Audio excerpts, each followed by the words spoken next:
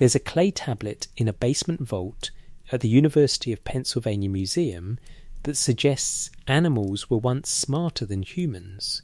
Not metaphorically, not symbolically. The text carved into its surface describes a sequence of events that, if taken at face value, contradicts everything we assume about the order in which intelligence appeared on this planet. And tonight, as you settle in wherever you are, maybe comment where you're listening from, what time it is there, we're going to examine what these ancient Sumerian records actually say about who had wisdom first. The tablet is catalogue number CBS 1673. It measures 13 centimetres long, just over 10 wide, thick as your thumb. Baked clay, pale brown, inscribed with wedge-shaped marks pressed into wet earth 4,000 years ago.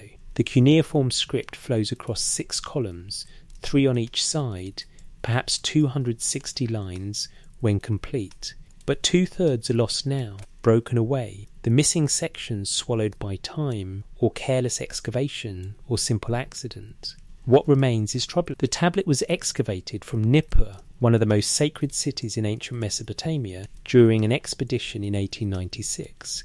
It sat in the museum's collections for decades before scholars fully understood what they were reading. The text is written in Sumerian, humanity's first written language, and it tells a story that Mesopotamians called the Eridu Genesis, their account of creation, civilization, and a catastrophic flood. It's older than the biblical flood narrative, older than the Babylonian version in the Epic of Gilgamesh. This is the source text, or as close as we can get to it. The tablet describes the creation of humans, the establishment of the first cities, the assignment of those cities to various gods. Standard mythology at first glance. But there's a detail in the text that doesn't fit neatly into our assumptions about ancient worldview. The narrative describes Enki, god of wisdom, keeper of underground waters, patron of magic, revealing to the flood hero Ziusudra information that will save him from destruction. Enki doesn't just warn Ziusudra about the coming deluge, he instructs him on which animals to bring aboard the vessel. The text specifies animals that came up from out of the earth, creatures whose presence is necessary for the restoration of the world after the waters recede. The phrasing is odd. Animals coming up from the earth. Animals whose survival is essential not just for food or labour, but for something else. Something the text doesn't explicitly name, but implies through its structure. The flood narrative isn't simply about punishment and survival. It's about the preservation of knowledge, the continuity of civilization, the passing of wisdom from a world that existed before the deluge to the world that would exist after. And in that transmission, animals play a role that humans do not. That role is what we're here to investigate, because CBS 1673 isn't the only tablet that presents this picture. Across dozens of cuneiform texts excavated from sites throughout ancient Iraq, a consistent pattern emerges. Intelligence in the Sumerian worldview did not originate with humanity. It came from somewhere else first. And the beings who carried that intelligence, before humans possessed the capacity to receive it, often appeared in forms we would call animal, fish with human faces, serpents with divine knowledge, birds carrying cosmic secrets between heaven and earth. Not gods exactly, not humans certainly, but something in between, something that existed when the world was younger and the boundaries between categories had not yet hardened into the distinctions we now take for granted. What if the Sumerians weren't speaking metaphorically? What if their texts preserved memory, fragmentary, refracted through millennia, of a time when the intelligence that would later define humanity resided in forms that were not yet human? Not because animals as we understand them possessed consciousness equivalent to ours, but because whatever carried intelligence in the deep past took shapes that, to later observers recording ancestral memory, looked like animals. This is the question the tablets raise, not the answer they provide, but the question they refuse to let rest. Tonight we're going to read those texts carefully. We'll examine what they actually say, how scholars interpret them, and what alternative readings might be possible. We'll look at fishmen who taught the first cities, serpent gods who guarded wisdom, birds who carried knowledge between realms, flood narratives where animals serve as vessels for the survival of understanding itself. We'll trace a pattern that appears again and again: humans receiving, not originating, learning, not inventing, inheriting civilization from something that came before. The conventional interpretation is that these are myths, poetic expressions of natural forces, symbolic representations of psychological truths, religious allegories designed to teach moral lessons. That interpretation may be correct, but it's worth asking what gets lost when we immediately translate every ancient text into metaphor. Sometimes the interesting question isn't what a text means symbolically, but what it says literally, and why the people who wrote it chose to say it that way. So let's go back to that basement vault in Philadelphia. Let's stand in front of CBS 10673 and ask, what were the Sumerians trying to preserve? The geography of the first mind. To understand what the Sumerian tablets reveal about animal intelligence, we first need to understand who the Sumerians were, where they lived, and how we're able to read their thoughts 4 millennia after they died. Southern Iraq, between the Tigris and Euphrates rivers, is where human civilization begins in the archaeological record. Not the first settlements. There were farming villages in the Levant and Anatolia centuries earlier, but the first cities in the sense we recognise them. Dense urban centres with monumental architecture, specialised labour, administrative hierarchies, and most crucially, writing. The Sumerians appear in this region around 3500 BCE, though their origins remain unclear. They spoke a language unrelated to any other known linguistic family, used a script they developed themselves, and built cities that would endure for thousands of years. Eridu, Uruk, Ur-Nippur, Lagash. These weren't villages. At their height, cities like Uruk housed tens of thousands of people within massive mud brick walls. Temples rose on step platforms called ziggurats, their heights visible for miles across flat marshlands. Canals crisscrossed the landscape, channeling river water into fields of barley and wheat. Workshops produced pottery, textiles, metalwork. Scribes sat in the shade of administrative buildings, pressing reed styluses into damp clay, recording transactions, composing hymns, copying myths. The writing they produced, cuneiform, is one of humanity's earliest scripts, possibly the very first. The word cuneiform comes from Latin, cuneus, meaning wedge. The script consists of wedge-shaped impressions made by pressing a reed stylus into soft clay at various angles. A tablet would be inscribed while the clay was still wet, then either sun-dried or baked in a kiln to preserve it. The baking process is why we still have these texts. Organic materials, papyrus, leather, wood, decay in Iraq's climate. But baked clay endures. Fire makes it stronger. So when libraries burned, the clay tablets inside were inadvertently preserved, hardened like pottery, waiting in the earth for archaeologists millennia later. For most of human history, no one could read cuneiform. The script fell out of use around the 1st century CE, replaced by alphabetic writing systems. The wedges carved into ancient monuments became decorative curiosities, symbols whose meaning had been forgotten. Then in the 19th century, European scholars began excavating Mesopotamian ruins.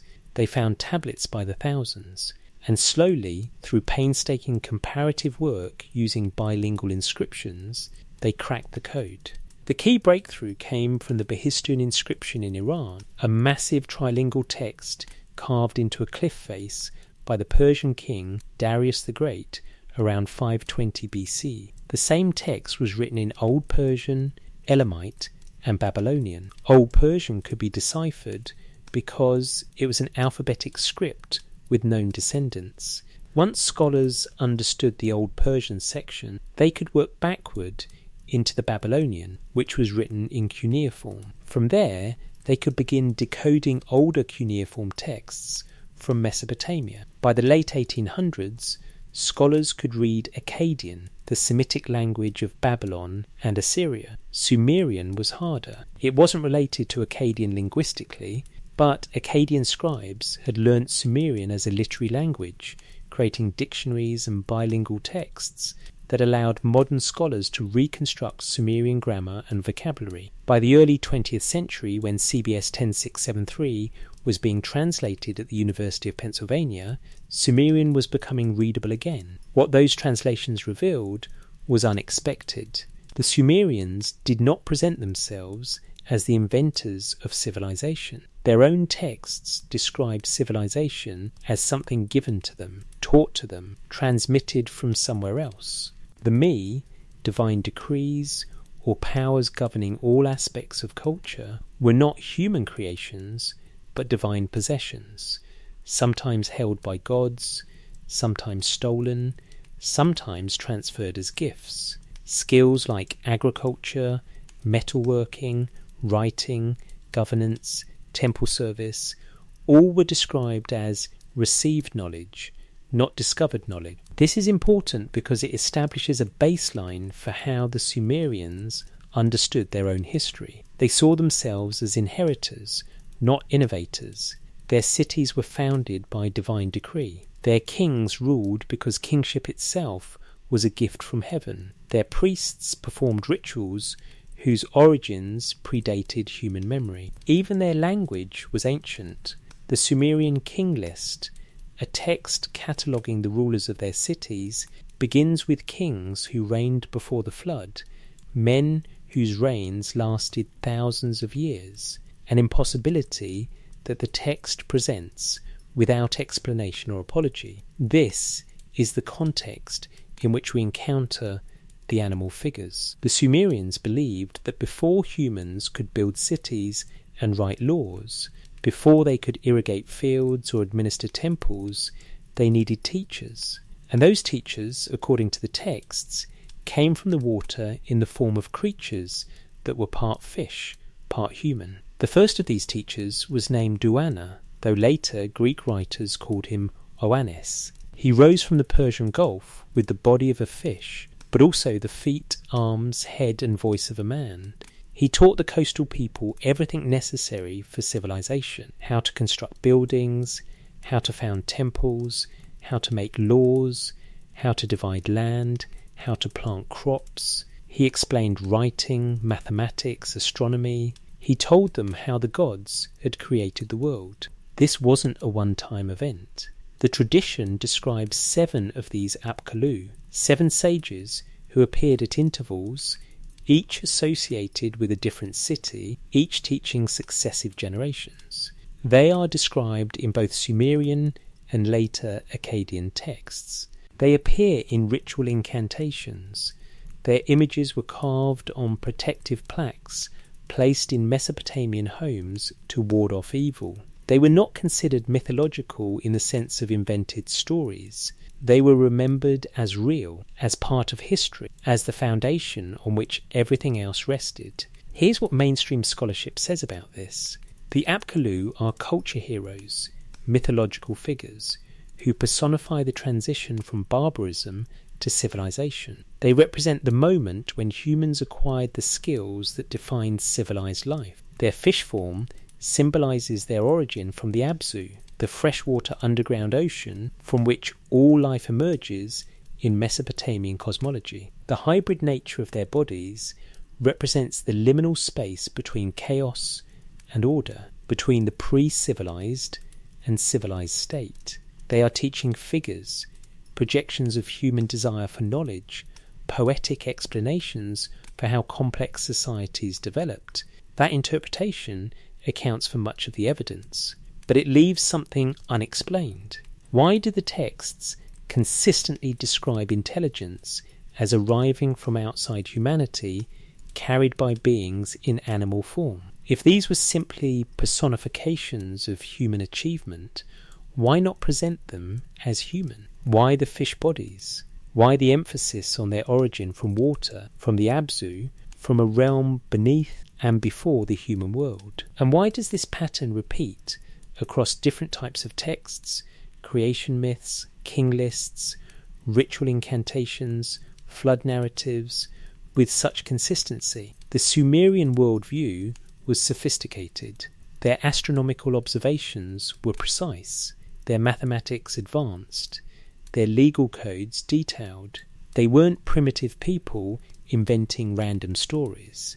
They were systematizing knowledge, preserving traditions, recording what they believed to be true about their past. And what they recorded, again and again, was a sequence. First came the animal form beings with wisdom, then came the transmission of that wisdom to humans, then came human civilization. The texts treat this sequence as history. The question is whether we should do the same. Not history in the sense of journalistic accuracy. We're not claiming fishmen literally walked out of the sea in 4000 BCE, but history in the sense of preserved memory, however distorted by time. Memory that something preceded human civilization. Memory of a transfer of knowledge from a source that, to those recording the memory, seemed non-human or pre-human. Memory encoded in the imagery available to Bronze Age scribes, fish, serpents, birds. This reading doesn't require us to believe the literal details. It requires us to take seriously the structure of the narrative. Intelligence didn't originate with humans. It was transmitted to humans. The transmitters were remembered in forms we would call animal. That's the framework within which we'll examine the specific texts. We're not looking for proof of anything. We're looking for patterns, for consistencies, for what the Sumerians themselves said about the order in which wisdom appeared in their world. And we're asking, what did they know that we've forgotten before the cities rose? There's a clay object in the Ashmolean Museum at Oxford, catalogue number WB444, that lists kings who ruled before the flood. The text is precise, formal, administrative in tone. It reads like a bureaucratic record, the kind of document you'd file in a government archive, except the reigns it records last thousands of years, and the kings it names ruled cities that were buried beneath floodwaters before human history as we understand it began. The object is called the Weld-Blundell prism. It's a four-sided clay prism, about 8 inches tall, inscribed on all sides with columns of cuneiform text. Each face lists kings in chronological sequence, beginning with rulers from before the deluge and continuing through historical dynasties whose reigns we can verify through other sources. The prism was excavated at Lhasa in southern Iraq in 1922. Its text is one version of the Sumerian king list, a composition that existed in multiple copies, all following the same basic structure. Kingship descended from heaven, was established in various cities, passed through a series of rulers, was interrupted by a great flood, then resumed anew. Cities after the waters receded. The antediluvian section is what concerns us here. According to the king list, before the flood, kingship was held in 5 cities: Eridu, Bad Tabira, Larak, Sippar, and Shuruppak. 8 kings ruled across these cities. Their reigns totaled 241,200 years. The text presents this information matter-of-factly with the same formulaic phrasing used for later historically attested rulers. In Eridu, Alulim became king. He ruled for 28,800 years. In Bad Tabira, Megalana ruled for 43,200 years. The numbers are impossible, but the tone is not fantastical. This is not epic poetry. This is administrative record-keeping applied to a period that precedes normal chronology. Mainstream scholarship treats these antediluvian kings as mythological, and for good reason. No human lives 28,000 years. No city-state endures for 40,000. The numbers are symbolic, possibly representing astronomical cycles, possibly inflated through textual corruption, possibly invented to create an aura of immense antiquity. The antediluvian section functions as a mythological prologue, establishing that kingship itself is ancient beyond memory, that the institution predates anything resembling normal history. But here's what makes the list interesting for our purposes. The antediluvian kings aren't described as fundamentally different from later kings in terms of their role or function. They rule, they build, they maintain temples, they govern cities. The text treats them as continuous with the human kings who came after the flood, just separated by an event that interrupted the sequence.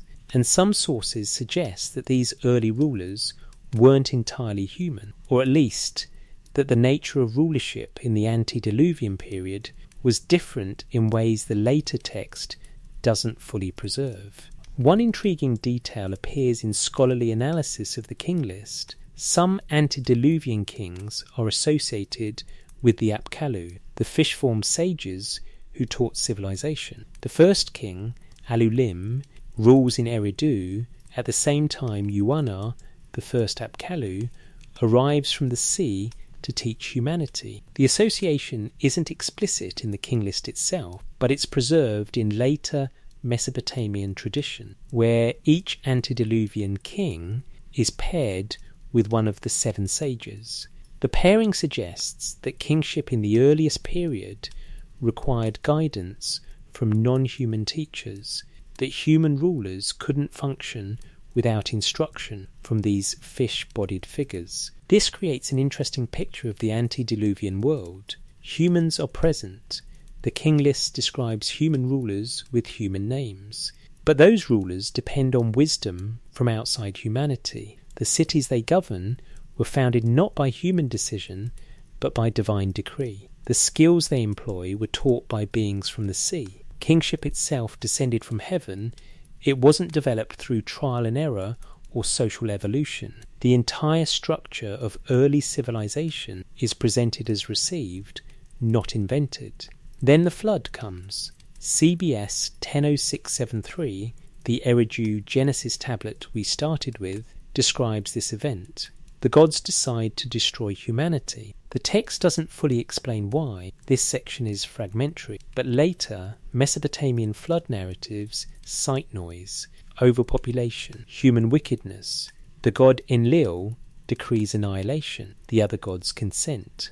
But Enki, the god of wisdom and water, warns the flood hero Ziusudra. He tells him to build a boat, to load it with animals, to preserve what must not be lost. The description of the flood is stark. All the evil winds, all stormy winds gathered into one, and with them the flood was sweeping over the cities. For 7 days and 7 nights the deluge lasts. Then the sun returns. Ziusudra opens a hatch in the boat and makes sacrifice to the gods. The gods, smelling the offering, relent. They grant Ziusudra eternal life and settle him in Dilmun, a paradisiacal land beyond the mountains. The structure parallels the later biblical account, but there are differences. In the Sumerian version, Ziusudra is explicitly described as a king and a priest, a man who already possesses knowledge of divine service before the flood. He doesn't need to invent civilization after the waters recede, he preserves it. The animals aboard the boat aren't just breeding stock for future agriculture, they're described as necessary for the restoration of the world, essential components of what must survive. Why animals specifically? One reading is practical. You need animals to rebuild an agricultural society. But the text's emphasis suggests something more. The phrase animals that came up from out of the earth appears in the creation section of CBS 10673, describing how the gods made the small animals that came up from out of the earth come from the earth in abundance immediately after creating humans. The animals aren't secondary to the human world, they're parallel to it, created alongside it, part of the foundational order. Their survival in the flood narrative ensures not just ecological continuity, but cosmic continuity. The structure of the world itself depends on their presence. This becomes clearer when we look at the post-flood section of the king list. After the deluge, the text says the kingship descended from heaven again, not was restored, but descended, as if it had to be reintroduced from outside the human realm. The first city to receive kingship after the flood is Kish. Its first king, according to some versions of the list, ruled with the guidance of sages. The Apkallu tradition continues in modified form. The need for external wisdom doesn't end with the flood. What the Sumerian text suggests then is not a linear progression from primitive to civilized, but a cyclical pattern. Wisdom exists, is transmitted to humans, is lost, is transmitted again. Humans don't generate civilization from within themselves. They receive it, maintain it, lose it, receive it again. And the beings who carry that wisdom across the boundary, who preserve it during the catastrophe, are described in forms that aren't human. The antediluvian period becomes, in this reading, a memory of time before humans were the primary intelligence on Earth. Not because humans didn't exist, the king list acknowledges human rulers, but because humans weren't yet the keepers of knowledge. They ruled, but they ruled under instruction. They built, but they built according to patterns taught from outside. They governed, but they governed through wisdom received from fishmen who rose from the sea. This could be pure mythology. The Sumerians could have invented the entire framework to explain their own origins, creating a noble lineage that stretched back into an impossibly distant past. But if that's the case, we still have to explain why they chose this particular framework. Why not simply claim divine descent for their cities? Why not say the gods taught humans directly? Why insert these intermediate figures, these animal-formed sages, into the narrative at all? The simpler reading is that the Sumerians were preserving something, not exact history, but structural memory. Memory that what they called civilization arrived from outside. Memory that its transmission required figures who weren't gods and weren't quite human either. Memory that, before the world they knew existed, the order of intelligence was different. And that memory is preserved in the reign lengths of impossible kings, in the pairing of rulers with fishmen, in the emphasis on animals surviving the flood.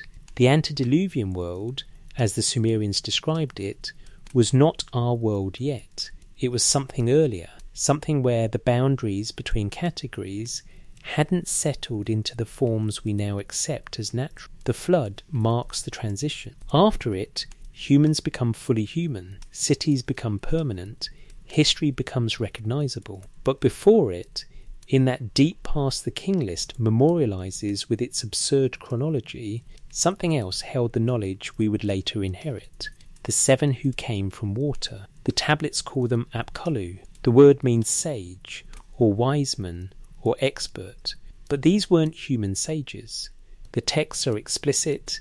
They came from the Abzu, the fresh water ocean beneath the earth, and they had the bodies of fish. The clearest description comes from Berossus, a Babylonian priest writing in Greek in the 3rd century BC, who summarized older Mesopotamian traditions for his Hellenistic audience. He describes Oannes, the Babylonian pronunciation of the Sumerian Yuana, as a creature with the body of a fish, but beneath the fish's head, another head, human. Human feet emerged from the fish's tail. The creature could speak with a human voice. It rose from the Erythraean Sea, the Persian Gulf, in the daytime, and taught the coastal inhabitants everything necessary for civilized life, then returned to the water each night. Berossus wasn't inventing this.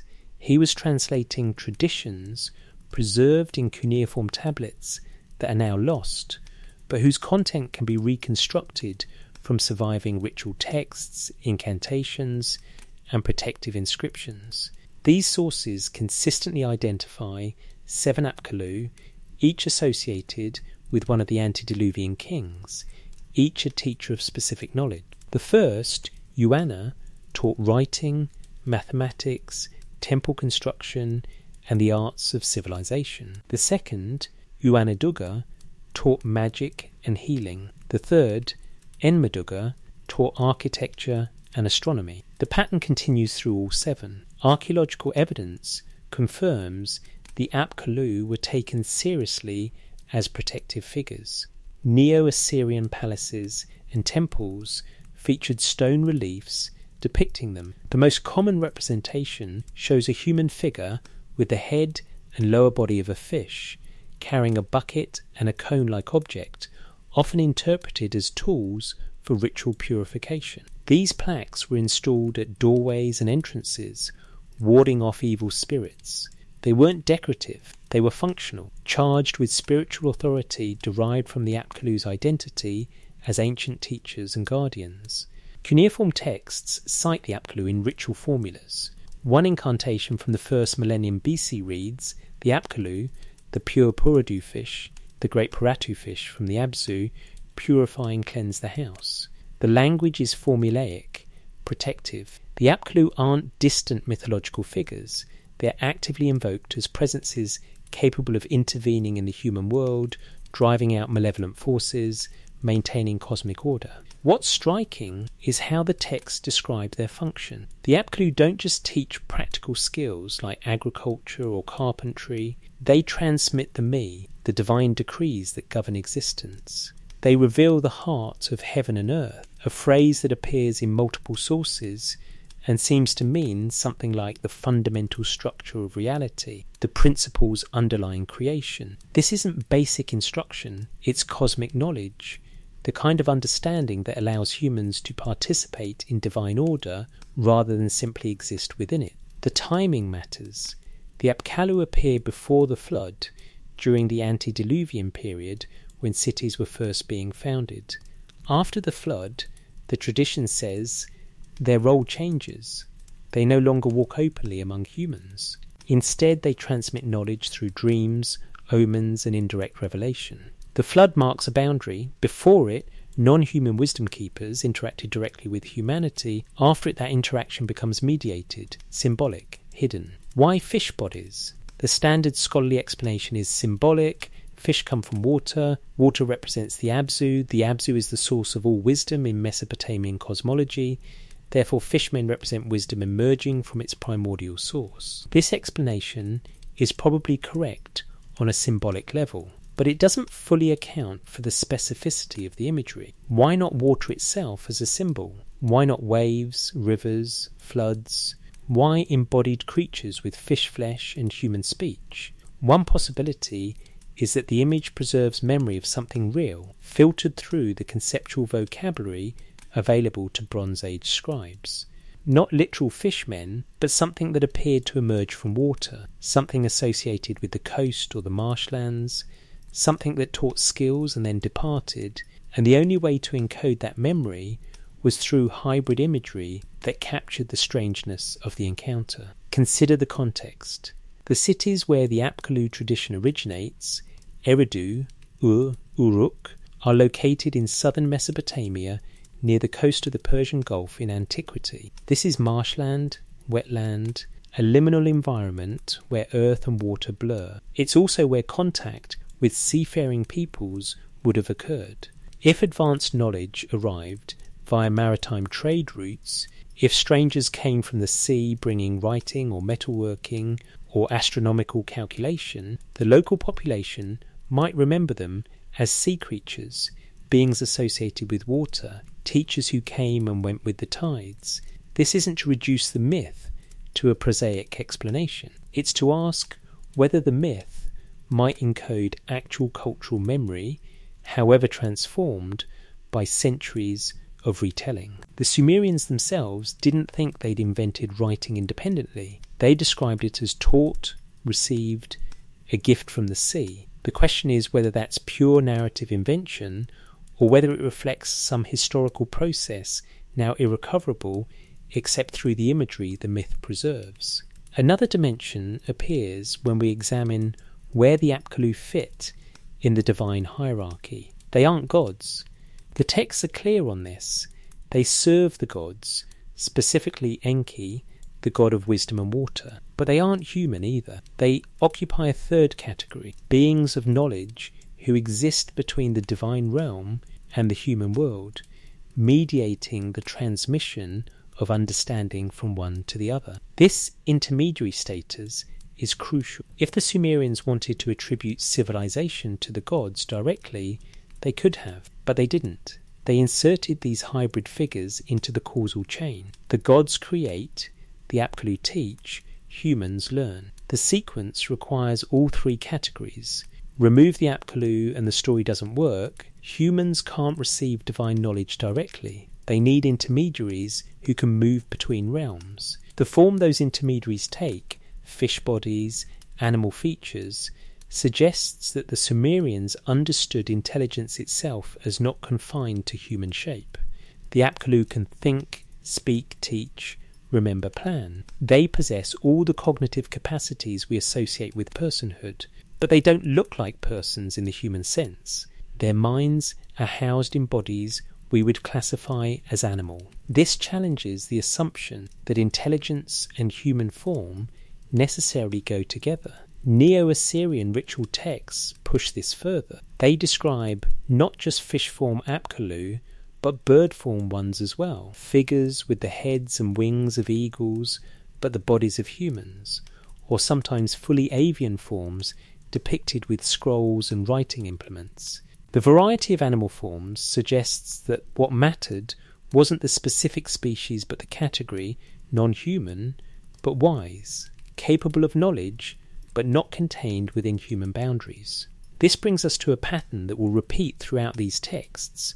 Wisdom in Mesopotamian thought doesn't originate with humanity. It exists prior to humans, outside humans, in forms that precede or transcend human embodiment. Humans access wisdom, they don't create it.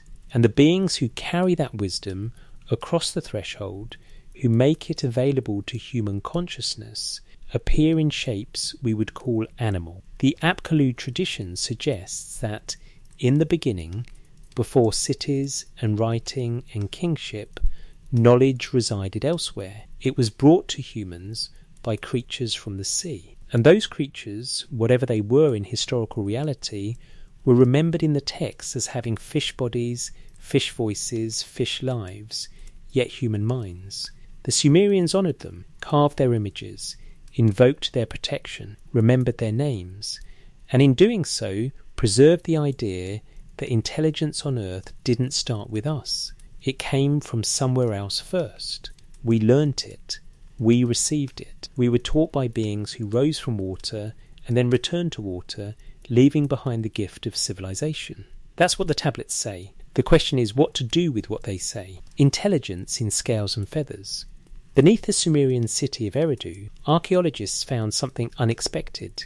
The oldest religious structure in Mesopotamia, a temple built and rebuilt on the same spot for 2,000 years, each iteration constructing its foundations atop the ruins of the previous structure until the sanctuary rose on a platform made from its own history. This was the temple of Enki, god of wisdom, magic, and the freshwater Abzu. And guarding this temple, carved into cylinder seals and protective amulets, is a figure with a double serpent emerging from his shoulders. Ninjasida, the lord of the good tree, a god whose form is reptilian, but whose role is the transmission of knowledge. Ninjasida isn't an Apkallu, he's a god in his own right, associated with vegetation, the underworld, and the boundary between life and death. But his serpent form connects him to an older pattern, a pattern where beings who hold wisdom appear in animal shape. Snakes in Mesopotamian thought aren't evil as they become in later biblical tradition. They're sacred, liminal, associated with Earth's fertility and the underworld's mysteries. They shed their skin and seem to renew themselves, which makes them symbols of transformation and hidden knowledge. And Ningizida, whose very name contains the word for good tree, is one of several Mesopotamian deities whose wisdom is inseparable from their animal nature. The texts describe Ningizida as the great dragon who stands in Eridu. He guards the threshold between the earthly realm and the deep waters of the Abzu. His dual-headed serpent form represents not monstrosity but completeness, the union of opposites, the capacity to see in multiple directions simultaneously, the access to knowledge from realms humans can't reach. He's invoked in healing incantations, where his serpent power drives out sickness. He appears in visions, where the underworld is revealed. He's linked to Dumuzi, the dying god whose descent and return mark the agricultural cycle. But the more interesting figure for our purposes is the bird. The Lugalbanda epic, preserved on old Babylonian tablets from around 1800 BC, tells the story of a king of Uruk who falls ill during a military expedition. His companions abandon him in a cave high in the mountains, assuming he'll die. But Lugalbanda survives, makes offerings to the gods, and encounters the Anzu bird, a massive eagle-like creature with the body of a storm cloud, whose wings generate thunder and whose cry shakes the mountains. The Anzu is both terrifying and divine, a being of raw power who lives in the wild places beyond human civilization. Lugalbanda doesn't fight the Anzu, he honours it, he makes offerings, and in return the Anzu grants him extraordinary abilities, speed beyond human limits, strength beyond mortal capacity, perception that penetrates hidden things. The bird's gift isn't just physical enhancement, it's knowledge. Lugalbanda becomes capable of navigating the wilderness, understanding animal speech, moving between the human world and the wild with ease. The Anzu's blessing transforms him from an ordinary man into someone who can mediate between civilization and nature, between the city of Uruk and the mountains where the gods dwell. The Anzu bird appears in other texts as well. In the myth of Anzu, the creature steals the Tablet of Destinies, a divine object that grants whoever possesses it control over the me, the decrees governing reality. The theft represents cosmic chaos, knowledge and power in the wrong hands, or perhaps in non-human hands, unsupervised by the gods who believe they should monopolize such authority. The god Ninurta eventually defeats the Anzu and recovers the tablet, restoring order. But the fact that the bird could steal divine knowledge in the first place suggests it possessed intelligence and agency of its own. This wasn't a mindless beast. It understood what the tablet was, knew its value, chose to take it. What connects Ningazida, the Anzu, and other animal form wisdom figures is their location at boundaries. Ningazida stands between the earth and the Abzu, between life and death. The Anzu dwells between civilization and wilderness, between the mountains and the sky. The Apkolu emerge from the boundary between water and land. These aren't creatures who live within human space. They exist at edges, in liminal zones where categories blur, and it's at those edges that knowledge appears. Mesopotamian cosmology treats boundaries as generative. The world begins when Apsu and Tiamat's mingle. The boundary between fresh and salt creates life. Cities are built where desert meets marshland, where water can be controlled but wilderness remains close. Temples stand at thresholds marked by gates where divine and human realms intersect, and beings who carry wisdom, who possess understanding that exceeds ordinary human capacity, are associated with these threshold spaces, embodied in forms that themselves transgress boundaries, fish with human speech, serpents with divine authority, birds with cosmic knowledge. The question this raises is whether the animal form is incidental or essential. Are these figures depicted as animals simply because ancient peoples used animals as symbols, the way modern culture uses abstract concepts, or does the animal form indicate something about the nature of the knowledge itself, that it originates outside human consciousness, that accessing it requires engagement with non-human intelligence, that wisdom at this level doesn't fit comfortably into human minds? There's a text from the old Babylonian period, part of a larger composition about the education of scribes, that describes a teacher saying to his student, "The heart of the scribe is like a spring that does not run dry. The image is water, again, knowledge flowing up from underground, inexhaustible, not created by the scribe, but channeled through him." The scribe's role is to tap into that source, to bring it to the surface, to make it available. He doesn't generate the knowledge himself, he connects to it. This is the function the animal wisdom keepers perform in the myths. They're connectors, intermediaries between the source of knowledge and the human mind that will eventually house it. Their animal bodies mark them as other than human, but their capacity to teach marks them as possessed of mind. They aren't mere symbols. Within the logic of the myths, they think, choose, act with intention. They have something humans need, and they can communicate it. Cylinder seals from Sumerian sites frequently depict scenes of humans approaching animal form deities, making offerings, receiving blessings. The iconography is formalized, standardized poses, repeated compositions, which suggests these weren't isolated incidents, but ongoing relationships. The human world depended on maintaining proper relations with the animal wisdom figures. Neglect that relationship and civilization suffered. One seal, now in the Louvre, shows a worshipper approaching a figure seated on a throne, flanked by serpents.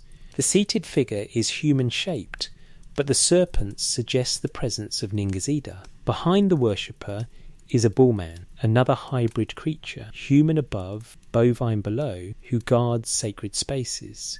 The scene depicts layers of mediation. The human can approach the divine, but only through the presence of animal form guardians and guides.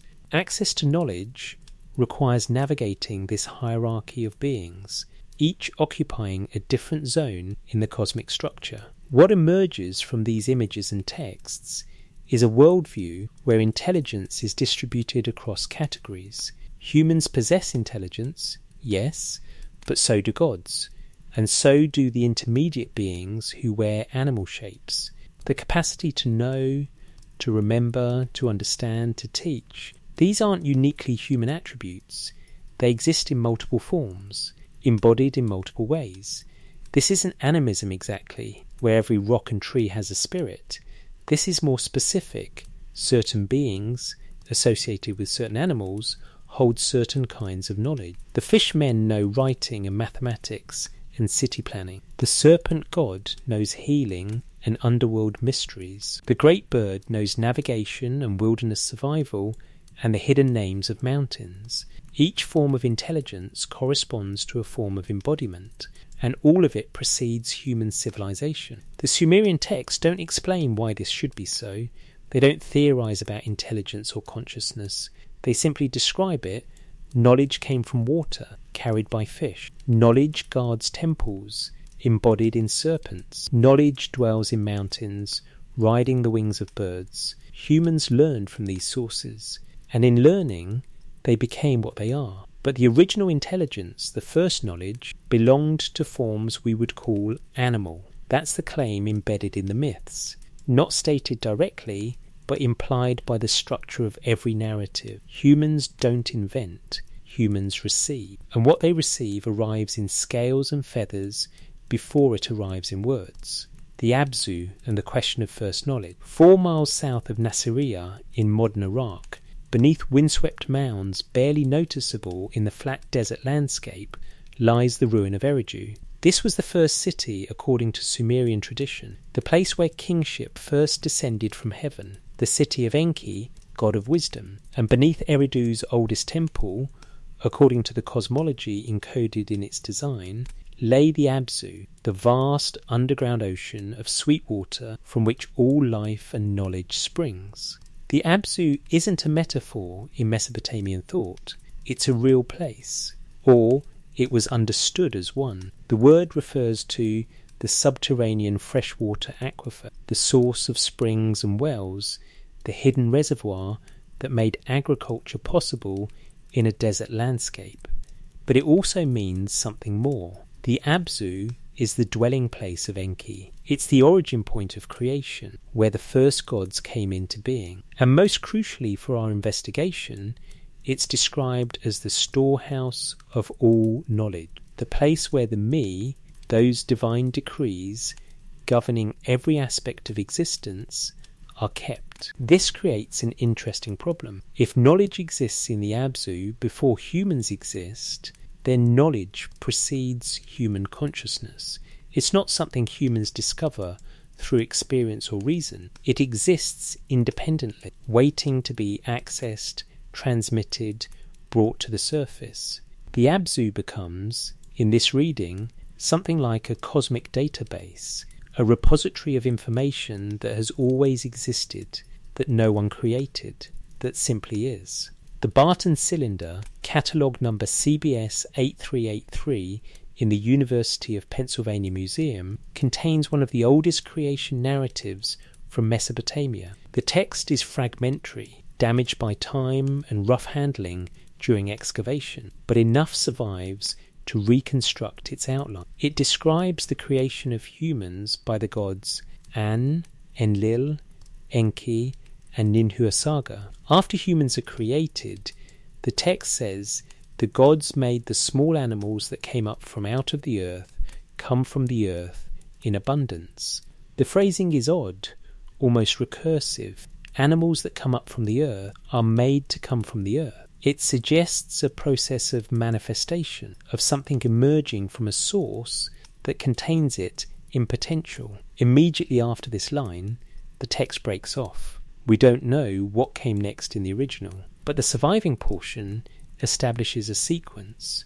Gods create humans and animals as simultaneous or near simultaneous acts, both emerging from the earth, both called into existence from a source that precedes them. The earth here is connected to the Abzu, the freshwater underground that Enki governs. So the implication is that both human and animal life come from the same primordial source, the same realm of potential and power. Enki's role in all this is central. He's described in hymns and myths as Lord of the Abzu, Lord of Wisdom, Lord of Magic.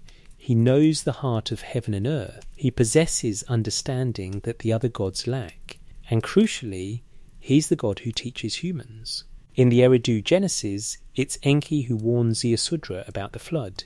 In the Adapa myth, it's Enki who creates Adapa and grants him wisdom. In numerous incantations, Enki is invoked as the source of magical knowledge, the one who understands secret names and hidden forces. But, and this is the key point, Enki doesn't invent knowledge, he accesses it. The me exist in the Abzu before Enki retrieves them. The wisdom he teaches to humans comes from somewhere deeper than his own mind. He's a transmitter, not an originator. The texts sometimes describe him pondering in his heart, taking counsel with himself. But what he's pondering is knowledge that already exists. He's figuring out how to apply it, how to transmit it, what to reveal, and what to keep hidden. This structure, knowledge existing prior to and independently of minds, is fundamentally different from modern assumptions about intelligence. We tend to think of knowledge as created through cognitive processes, observation, reasoning, experimentation, abstraction. Minds generate knowledge by engaging with the world, but the Mesopotamian worldview reverses this. Knowledge exists first. Minds are created and then given access to knowledge. The Abzu holds all possible understanding. Gods can enter the Abzu and draw from it. Humans can't enter it directly, so they need intermediaries, Enki, the Apkallu, animal form wisdom keepers, to bring knowledge to the surface. There's a myth called Inanna and Enki that illustrates this. Inanna, goddess of love and war, travels to Eridu and visits Enki in his Abzu sanctuary. Enki, perhaps intoxicated, offers her the me, 94 divine decrees covering everything from kingship to prostitution, from craftsmanship to warfare. Inanna accepts the me and flees back to her city of Uruk before Enki can sober up and reclaim them. The myth is often read as a transfer of power from male to female or from older to younger deities. But it's also a story about how knowledge moves. The me aren't created by Enki. He possesses them, guards them, keeps them in the Abzu. When they're stolen, he loses something he had, not something he made. This suggests the me are finite, or at least discrete. There are specific pieces of knowledge, specific powers, that can be possessed or transferred. They're more like tools or keys than like ideas. Having the me for kingship doesn't just mean knowing how to rule, it means possessing the authority that makes rulership possible. Having the me for writing doesn't just mean literacy, it means access to the power that makes writing function as a technology of memory and administration. Animals appear in this system in a curious way. Some me are explicitly connected to animals.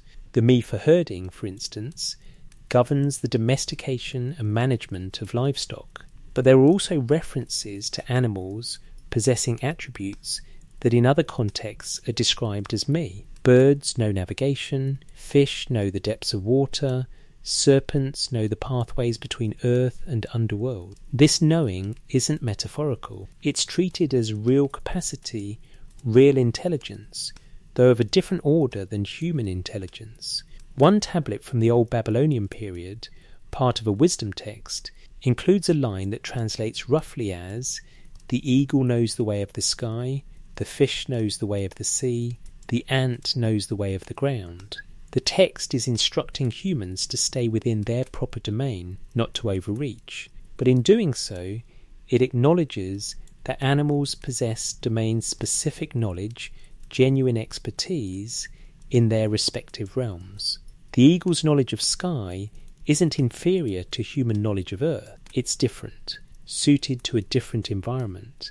This gets us closer to understanding why the wisdom figures appear in animal form. If knowledge exists in the Abzu, if it's distributed across domains, then the beings who access it must be suited to those domains. Fishmen can navigate between water and land, accessing the knowledge that flows from the Abzu into human cities.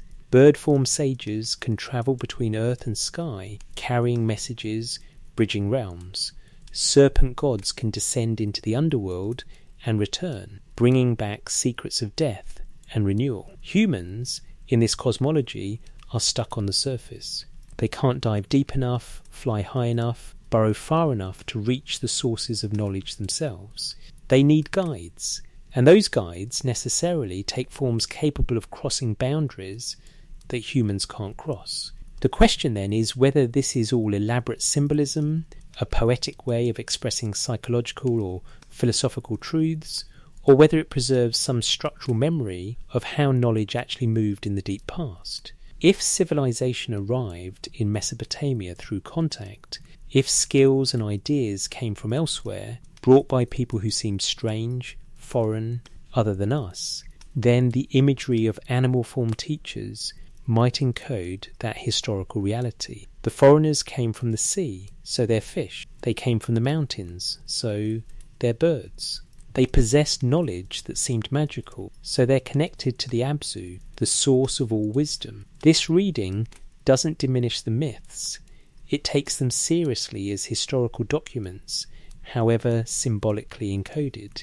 The Sumerians are saying, we didn't invent this. It came from somewhere else. We learned it. And the beings who taught us were different from us, embodied differently, capable of things we couldn't do. The Abzu is the name they gave to that somewhere else, the underground ocean, the realm beneath the world, the place where knowledge waits, timeless, independent of any mind, ready to be drawn to the surface by those who know how to access it. And those who know how to access it, in the beginning, had the bodies of fish and serpents and birds. Humans came later. Humans learned later. Humans built cities and wrote tablets and composed hymns to Enki, praising him for granting wisdom. But the wisdom itself, the content of what was learned, existed before humans existed. It was there in the Abzu. It always had been. The texts don't explain where the Abzu's knowledge comes from. They don't ask that question. For the Sumerians, the Abzu is simply the foundation of reality. It's where things begin. And what begins there before anything else is intelligence. Not human intelligence. Not yet. First intelligence.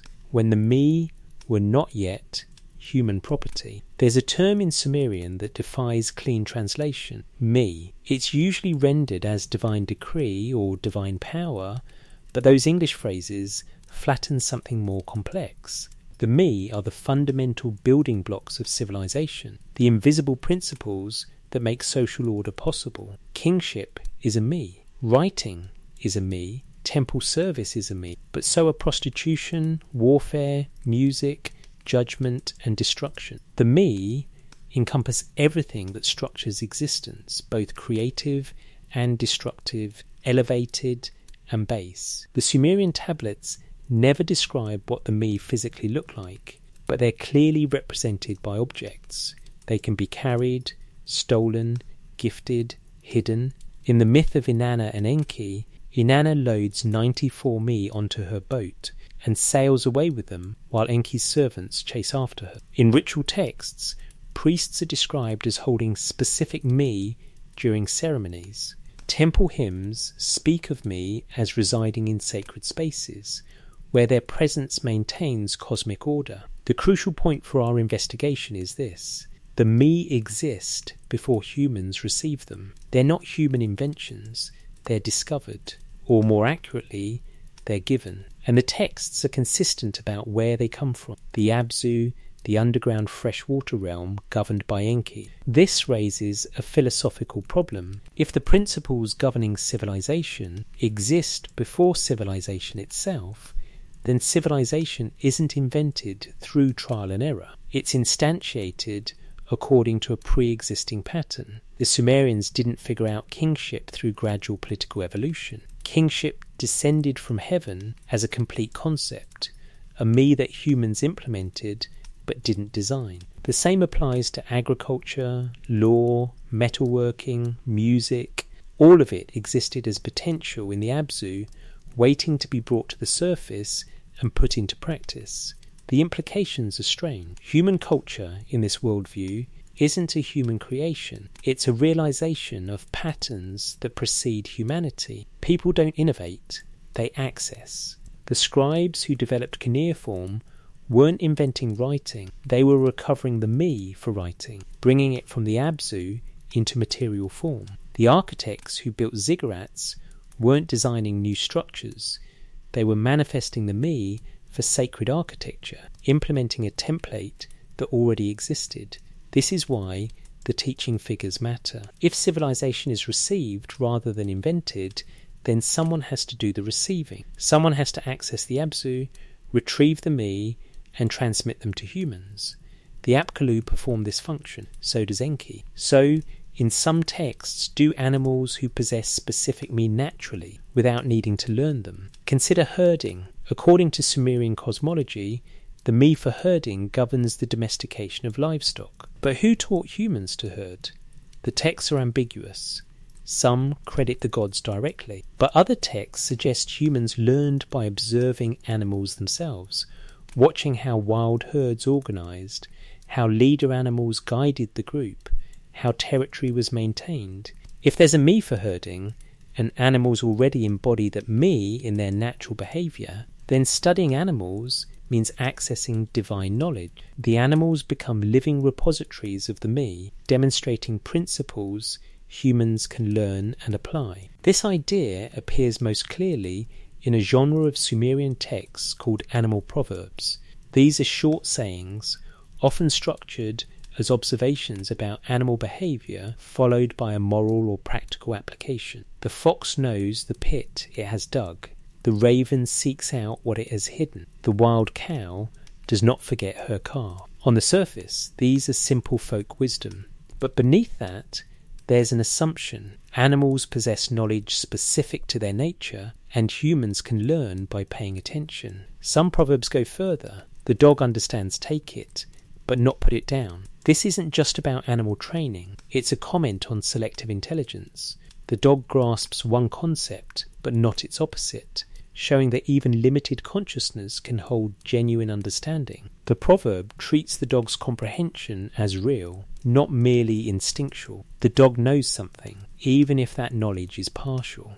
Cylinder seals from Uruk and Ur depict humans in the presence of animals in ways that suggest more than simple herding or hunting. Some show a figure, possibly a king or priest, standing between two lions, hands resting on their backs, the animals calm. Others show a human seated before a bull, the posture suggesting conversation or consultation. These images might be purely symbolic, representations of dominance or divine favour, but they might also encode older practices, seeking wisdom from animals, learning from observation, treating certain creatures as bearers of knowledge. The instructions of Shurupak, a wisdom text dating to around 2600, contains advice from a father to his son about how to navigate the world.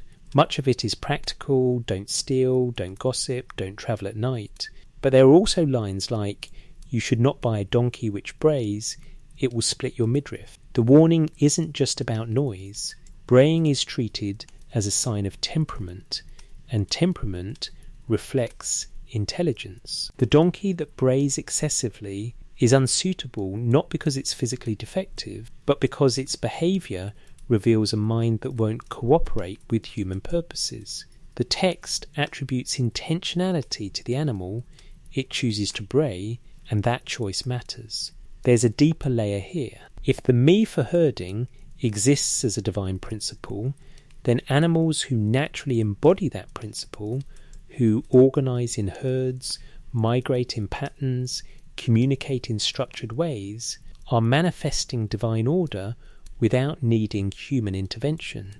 They possess the me inherently. Humans have to learn it. This makes animals, in a very specific sense, closer to the source.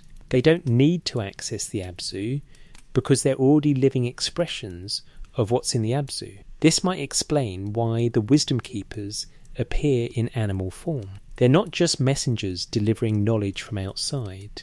They are the knowledge, embodied. The fish form of the Apkallu isn't a disguise or a limitation. It's the necessary form for what they carry. Knowledge of water, of depth, of navigation between realms. That knowledge is inseparable from the body that moves through water. Similarly, the serpent form of Ningizida isn't incidental. Knowledge of earth, of renewal, of the boundary between life and death, that knowledge requires a body that touches the ground, that sheds and renews, that can slip between worlds. Humans, lacking these specialised forms, must learn everything. We don't embody the me naturally. We're generalists, capable of receiving many kinds of knowledge, but native to none. This makes us flexible, but also dependent. We need teachers. And in the earliest period, according to the texts, those teachers were beings whose bodies were shaped by the knowledge they carried. There's a moment in the Eridu Genesis where this becomes explicit. After listing the creation of humans and animals, the text describes the founding of the first cities. Each city is assigned to a specific god, and each god brings specific me to that city. Eridu gets the me for purification and sacred knowledge. Bad Tabira gets the me for metalworking. Sippa gets the me for divination and solar observation. The cities don't develop these specializations organically. They're assigned from above, instantiations of pre-existing principles. But who lives in these cities? Humans, yes, but also temple animals, sacred flocks, ritual livestock, creatures kept in sanctuaries because their presence is necessary for proper worship. The texts describe these animals as belonging to the gods, but they also describe them as essential to the functioning of the me. You can't perform the me for sacrifice without the animals who will be sacrificed. You can't perform the me for herding without the herds themselves. The animals aren't passive resources, they're active participants in the maintenance of divine order. This is why they're preserved in the flood. When Ziusudra loads animals onto the boat, he's not just saving species for future breeding, he's preserving the me themselves, which are embodied in living creatures. If the animals die, the me they carry die with them. The civilization that humans will rebuild after the flood depends on the survival of animal knowledge. The mainstream scholarly interpretation treats all of this as myth, interesting for what it reveals about how the Sumerians understood their world, but not as historical testimony. And maybe that's correct. Maybe the me are simply a poetic way of talking about cultural transmission, and the animal imagery is metaphorical. But there's another possibility. The myths preserve structural memory of a time when humans genuinely learned from animals. Not because animals spoke or taught in human ways, but because the skills necessary for survival, tracking, hunting, navigation, seasonal awareness were first demonstrated in animal behaviour. Before humans had language complex enough to transmit knowledge verbally, they watched animals. They saw birds migrating and learnt direction. They saw herds moving to water and learned hydrology. They saw predators hunting in coordinated groups and learned cooperation. The knowledge was there in the world, embodied in creatures who lived it naturally. Humans had to abstract it, name it, systematize it. But the source was animal behaviour, older than human culture, already functioning according to principles that humans would later call the me. If this is the case, then the Sumerian texts aren't fantasies, they're preserved memories, encoded in the vocabulary available to Bronze Age scribes. The Apkallu aren't literal fishmen, they're the memory of learning from creatures who lived in water. The me aren't magical objects, they're the principles that animals demonstrated before humans could articulate them. And the texts, in their strange mythological language, are preserving a truth. Intelligence didn't start with us. We learned it, we received it, we abstracted it from a world where it already existed, lived by creatures who didn't need to name it because they simply were it. Before the me were human property, they belonged to the world, and the world was full of animals. Adappa's refusal and what it means.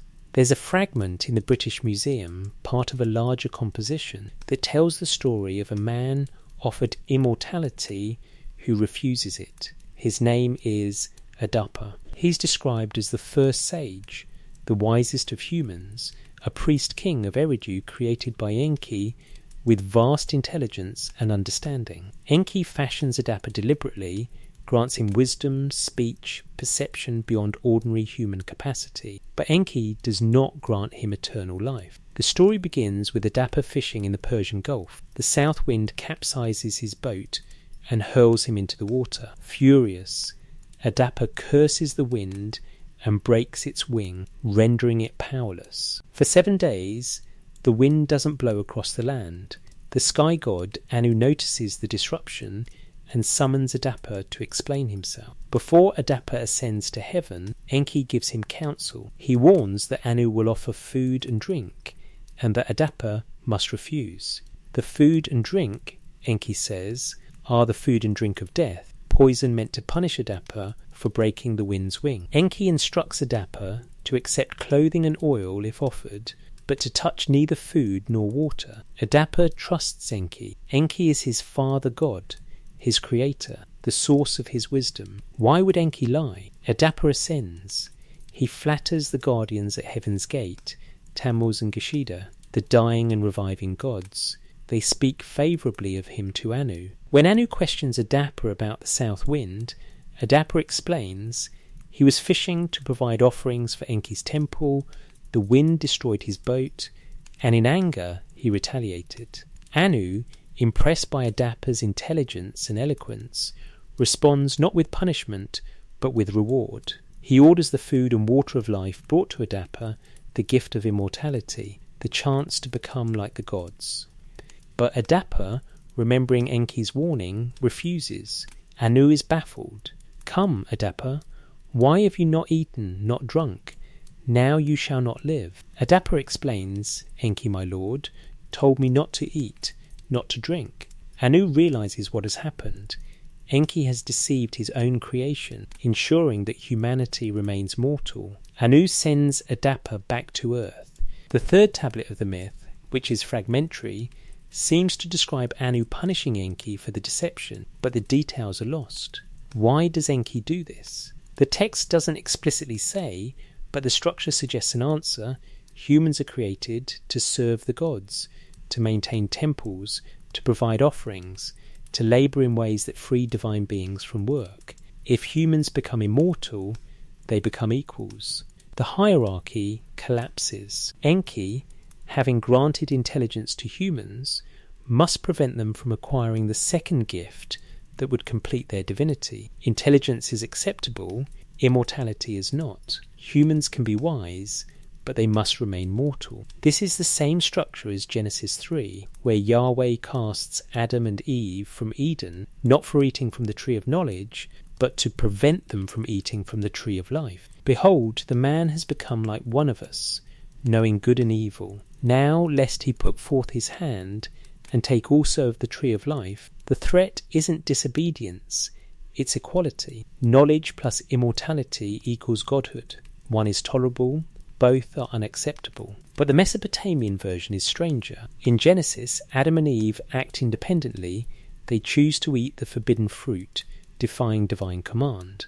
In the Adappa myth, The human doesn't defy anyone. He's obedient, he trusts his creator, and his creator lies to him deliberately to keep him mortal. Adapa is granted wisdom, but denied eternity. He can think, understand, perceive the structure of reality. Enki makes him know the heart of heaven and earth, a phrase suggesting comprehension of cosmic order. But that knowledge doesn't include awareness of his own limitations. Adapa doesn't realise he's being deceived until it's too late. His wisdom isn't complete, it's selectively granted, shaped by the intentions of the god who fashioned him. This has implications for how the Sumerians understood intelligence. Wisdom isn't a unified thing. It can be partitioned, divided, granted in pieces. Adapa receives enough wisdom to serve Enki effectively, but not enough to achieve autonomy. He's an instrument of divine will, extraordinarily sophisticated, but still an instrument. And when his wisdom threatens to carry him beyond his designated role, when Anu offers him immortality, the system intervenes. The story casts doubt on the benevolence of the knowledge transmission process. Earlier texts present the Apkallu, Enki, and other wisdom bringers as teachers, gifts to humanity, sources of civilization. But the Adapa myth complicates this. If the gods control access to knowledge, they also control its limits. Humans receive what serves divine purposes, not necessarily what serves human flourishing. The wisdom humans possess is curated wisdom, filtered through the intentions of beings who want humans wise enough to be useful, but not wise enough to be free. This returns us to the animal question. If humans are created and granted selective wisdom, what about the Apkallu? They're described as servants of Enki, agents who transmit knowledge under divine supervision. Do they have autonomy, or are they instruments too? The texts don't address this directly, but the structure suggests they're intermediaries, more independent than humans, less so than gods. Their fish form might represent their intermediate status, capable of moving between realms, but bound to neither, existing in service to a system they didn't create. Animals in the Mesopotamian worldview occupy a similar position. They embody divine principles, the me, but they don't control them. A herd animal follows migration patterns set by seasonal rhythms, patterns that reflect cosmic order, but the animal doesn't choose the pattern, it simply is the pattern. This makes animals, in one sense, perfect expressions of divine will, uncontaminated by autonomy, pure embodiments of order. Humans, by contrast, have enough independence to disobey, and that independence is the problem. Enki can't simply create humans as perfect servants the way he might create an animal species optimized for a specific function. Humans need wisdom to perform complex tasks, but wisdom brings the capacity for independent action. So Enki creates Adapa with wisdom, but withholds eternity, ensuring that even the wisest human remains temporary, mortal, ultimately subordinate. The myth suggests a hierarchy of intelligence. At the bottom, animals embody divine order without awareness. Above them, humans possess awareness, but limited understanding and no immortality. Above humans, the Apkallu and intermediate beings possess greater understanding and teach humans but serve divine purposes. At the top, gods possess full understanding and immortality, and they control the entire system. But this hierarchy is unstable. Adapa nearly escapes.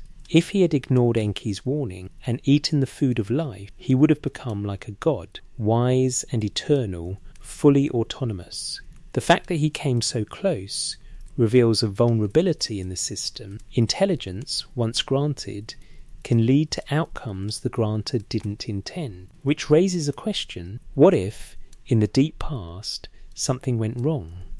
What if some beings, whether the Apkallu or others, possessed wisdom beyond what the gods intended? What if the fish-form sages were not merely servants, but something more autonomous, carriers of knowledge that exceeded their designated role? The texts don't pursue this line of thinking. They maintain divine control, divine intention, divine hierarchy, but the cracks are visible. Adapa is deceived because his wisdom is incomplete, but the gods clearly fear what would happen if his wisdom became complete. The Anzu steals the Tablet of Destinies, demonstrating that even non-human beings can challenge divine order. The flood is sent to destroy humanity, suggesting that humans, or something associated with humanity, had exceeded acceptable limits.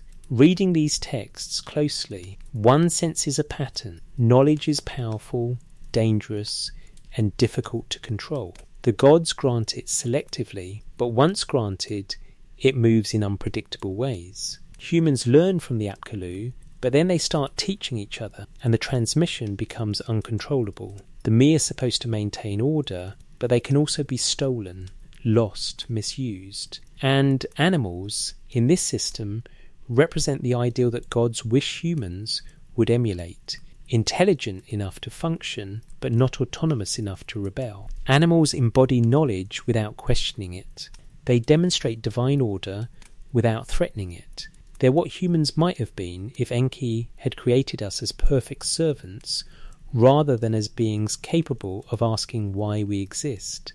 Adopa's refusal is tragic, but it's also revealing. He could have transcended. He could have become immortal, like the flood hero Ziusudra, who also meets the gods and is granted eternal life. But Adapa trusts the wrong voice, follows the wrong counsel, and remains bound to earth and death. The question is whether this outcome is accidental, Enki making a mistake, inadvertently sabotaging his own creation, or whether it's intentional, a deliberate act to preserve hierarchy, to ensure that humans never become fully equal to gods.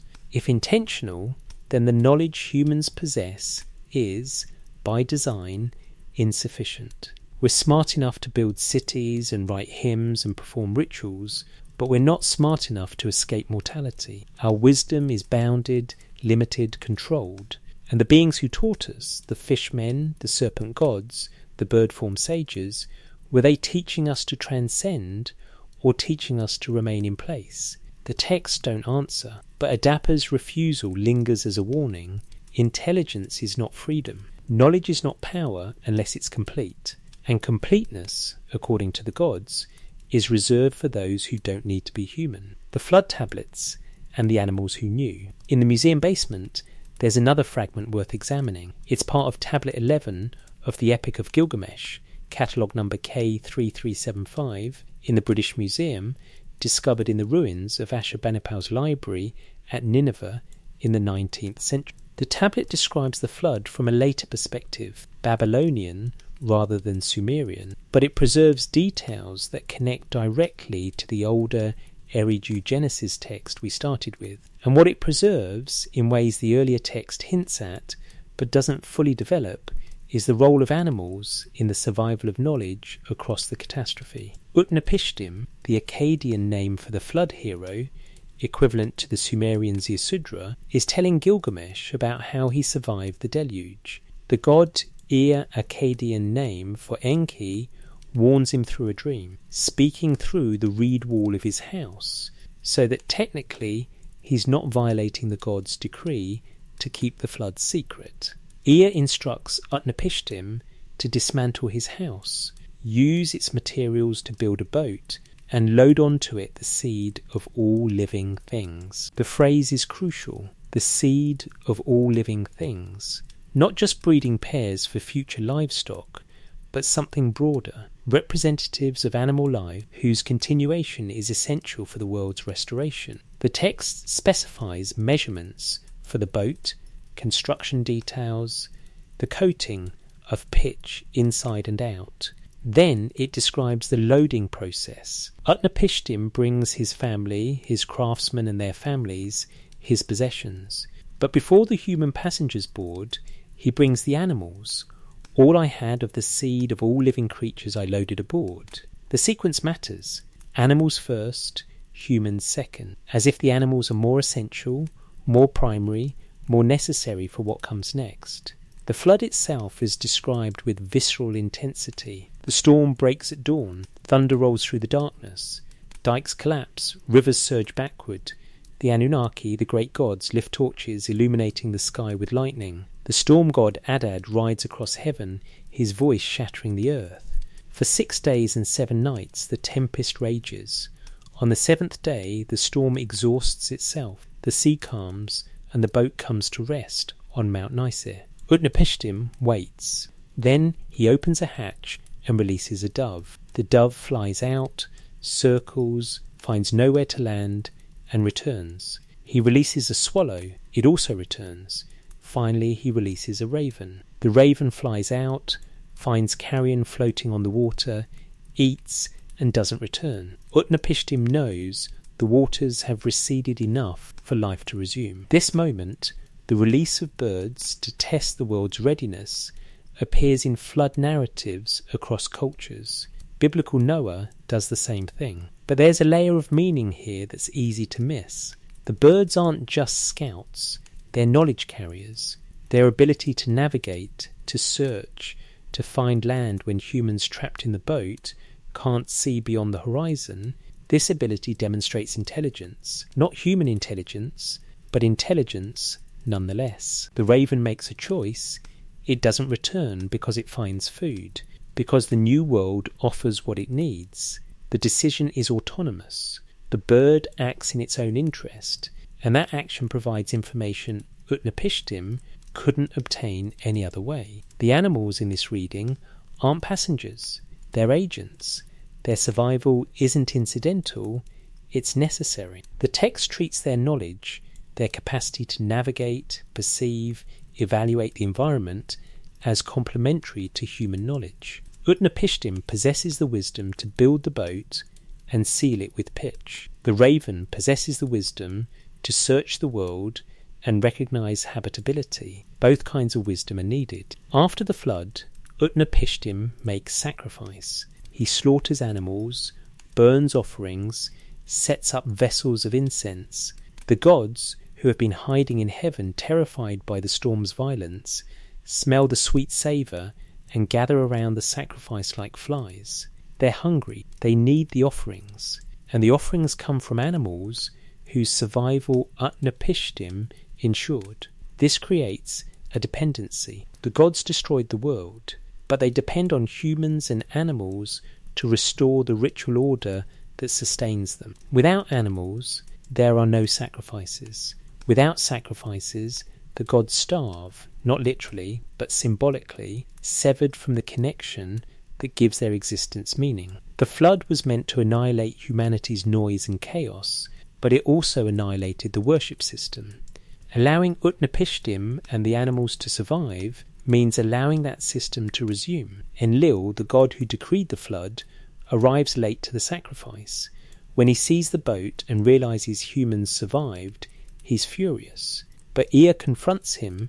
How could you, without thinking, bring on this flood?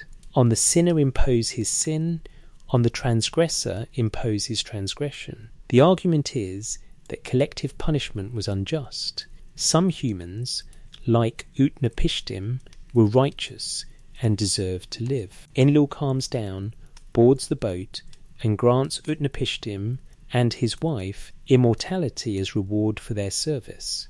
But notice, the animals receive no such reward. They're not punished for surviving, but they're not honoured either. They simply continue existing, embodying their nature, fulfilling their function. They restore the herds, repopulate the wild, become once again the foundation for human agriculture and divine sacrifice. Their knowledge, the knowledge that allowed them to survive aboard the boat, the knowledge the raven demonstrated when it chose not to return, is taken for granted, invisible, essential, but unacknowledged.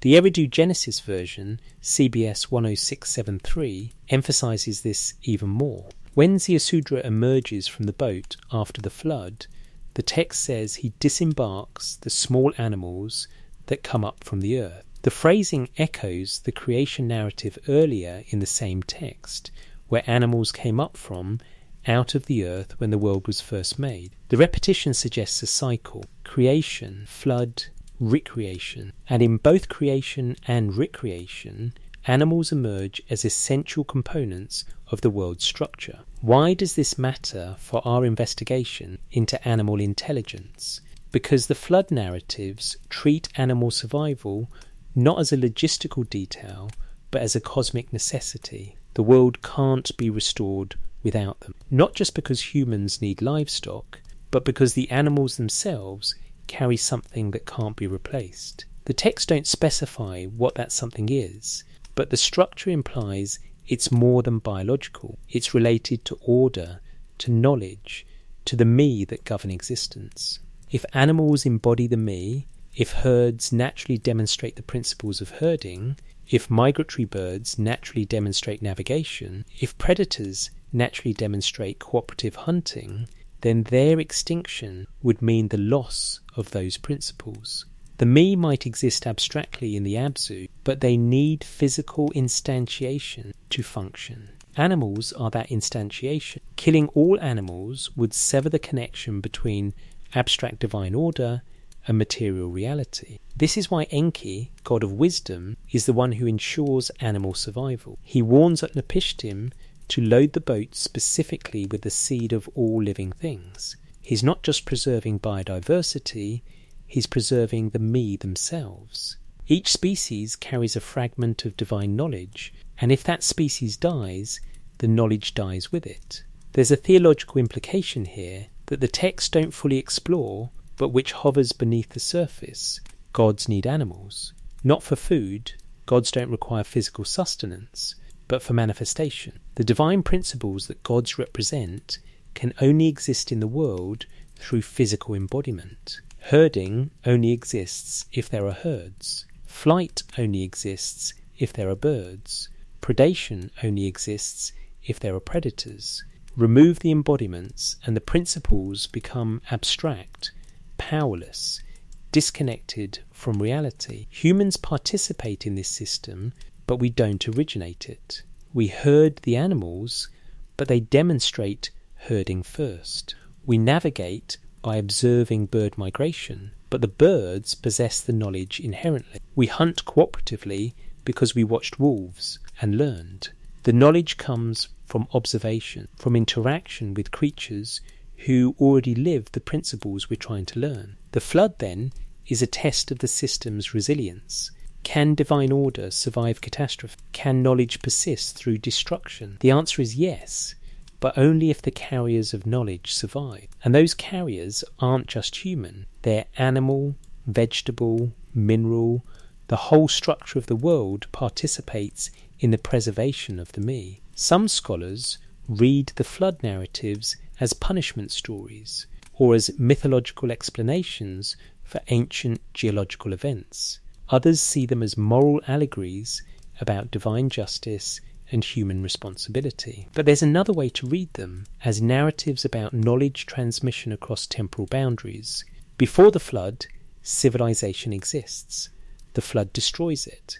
After the flood, civilization resumes, but not from scratch. The survivors bring knowledge with them. They remember how to build, how to plant, how to worship, and they have the animals who remember how to herd, how to migrate, how to hunt. Memory is distributed across species.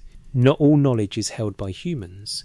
Some of it lives in animal behaviour, animal instinct, animal intelligence. And when the world needs to be restored, that distributed knowledge becomes crucial. Utnapishtim can't rebuild alone. He needs the animals he saved.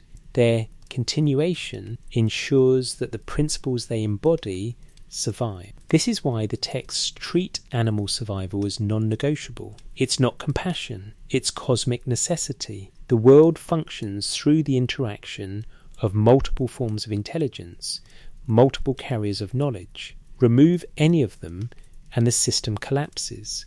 And the system, according to these texts, is older than humanity. The animals were present at creation, they survived the flood.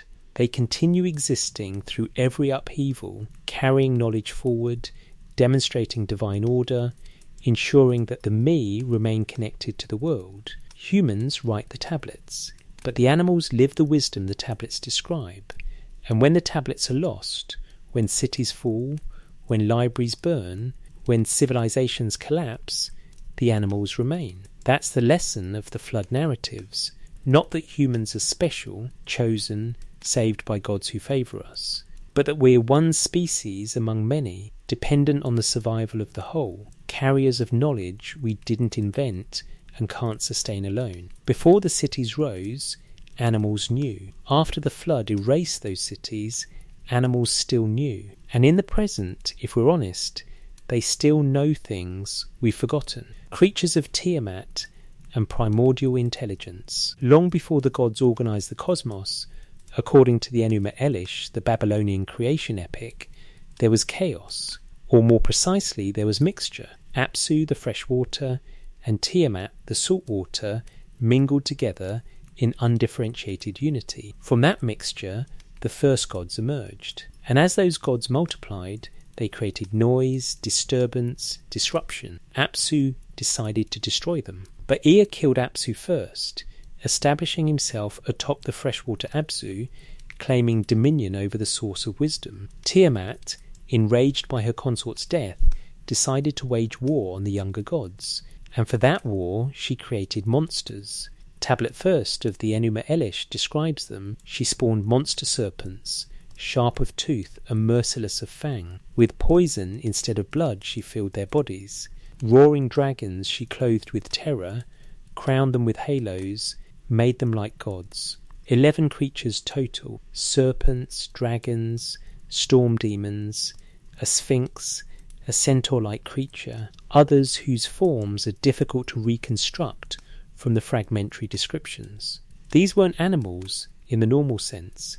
They were primordial beings born from chaos itself, existing before the order that would later define species and categories. Tiamat appointed one of them, Kingu, as their leader. She gave him the Tablet of Destinies, the object that grants authority over the me, over the structure of reality itself. With the tablet, Kingu and the 11 creatures threatened to undo creation, to return the cosmos to undifferentiated chaos.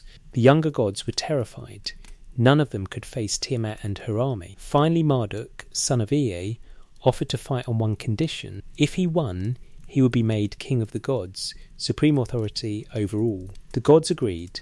Marduk armed himself, rode a storm, and confronted Tiamat. After a tremendous battle, he killed her, split her corpse in half, and used the pieces to create the heavens and the earth. He reclaimed the Tablet of Destinies from Kingu, executed him, and mixed Kingu's blood with clay to create humanity. This is the canonical story. But there's a detail that's easy to overlook. Before they were defeated, Tiamat's 11 creatures weren't mindless. They were intelligent.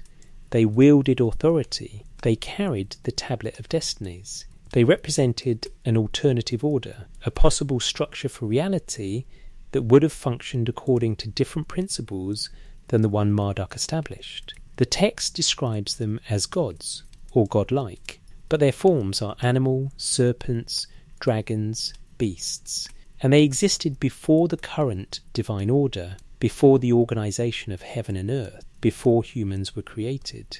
In the timeline of the myth, they represent the earliest embodied intelligence, the first beings with agency, with will, with the capacity to wage war and claim authority. They lost.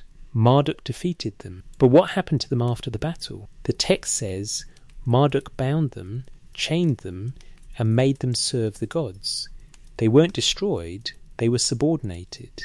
Their power was redirected, channeled into service of the new order, and some interpretations suggest they became the models for the hybrid creatures, fishmen, bullmen, lion demons, that appear in later Mesopotamian art and ritual as protective figures. If this reading is correct, then the Apkallu might be descended from or connected to Tiamat's creatures. Fish-bodied, intelligent, older than the organised cosmos, possessing knowledge of primordial order, they were redeemed, integrated into the system Marduk established, transformed from enemies into teachers.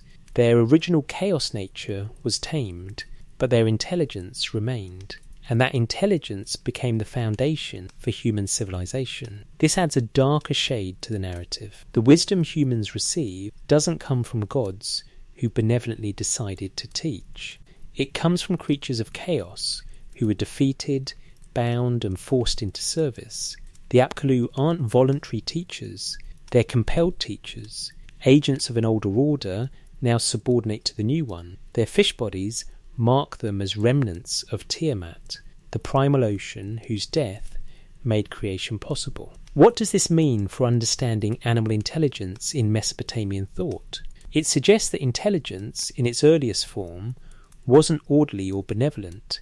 It was wild, chaotic, dangerous.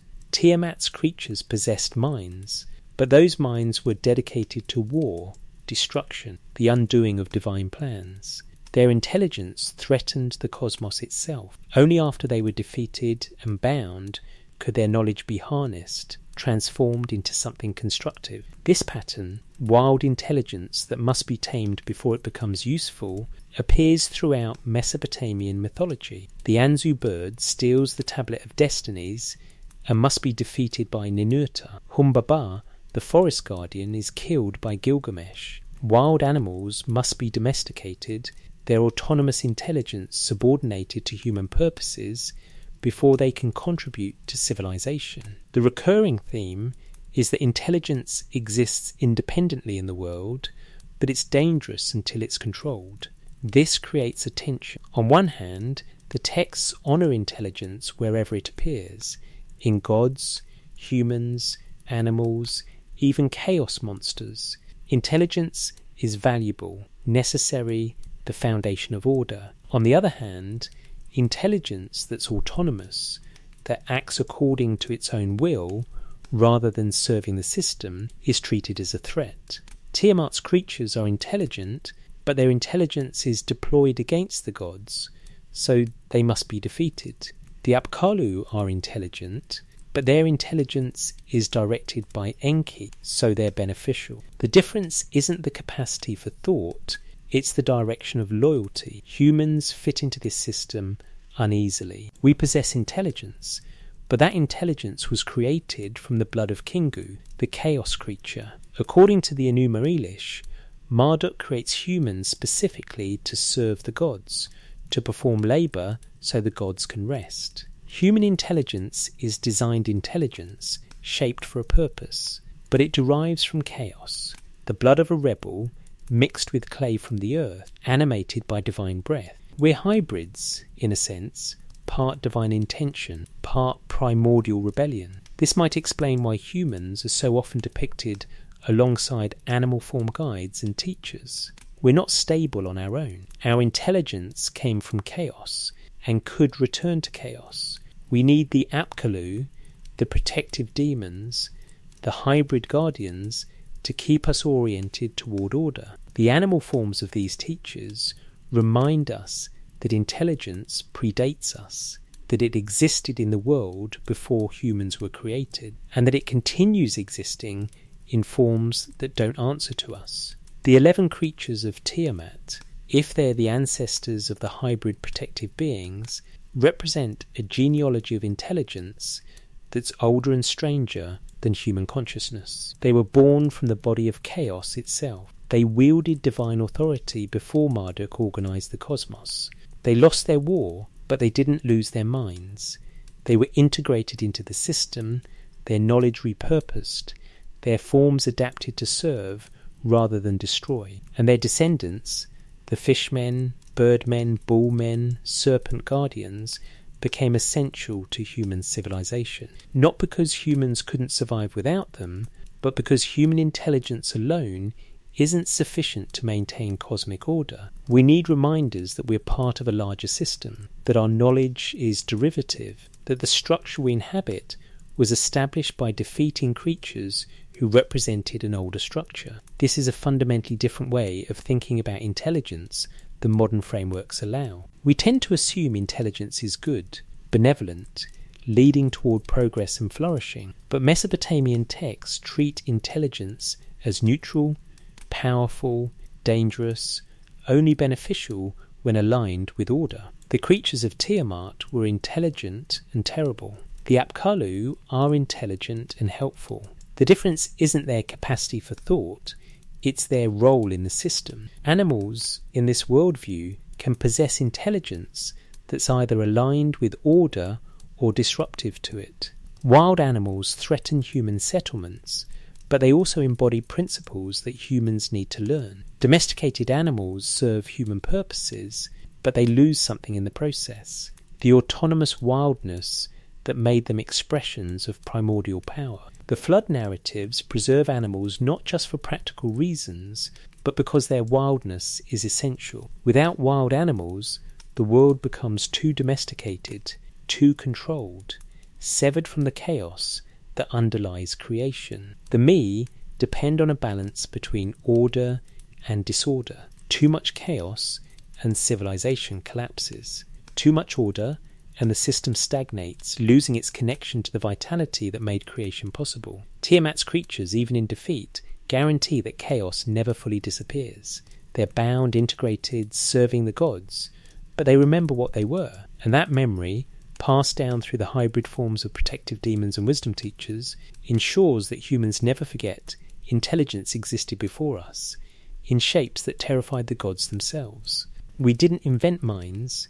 We inhabit a world where minds already existed, where intelligence took myriad forms, where the first beings to think and plan and wage war were creatures born from primordial waters, serpent-bodied, crowned with terror, sharp of tooth and merciless of fang. Order defeated them, but their intelligence survived, transformed into the teachers who gave humans civilization. And somewhere in that transformation, animal form and divine knowledge became inseparable, not because animals are primitive and intelligence is advanced, but because the intelligence that built the world wore scales and wings first, before it ever learned to speak in human language. Shurupak's instructions and the memory problem. There's a puzzle embedded in one of the oldest wisdom texts from Mesopotamia, the Instructions of Shurupak.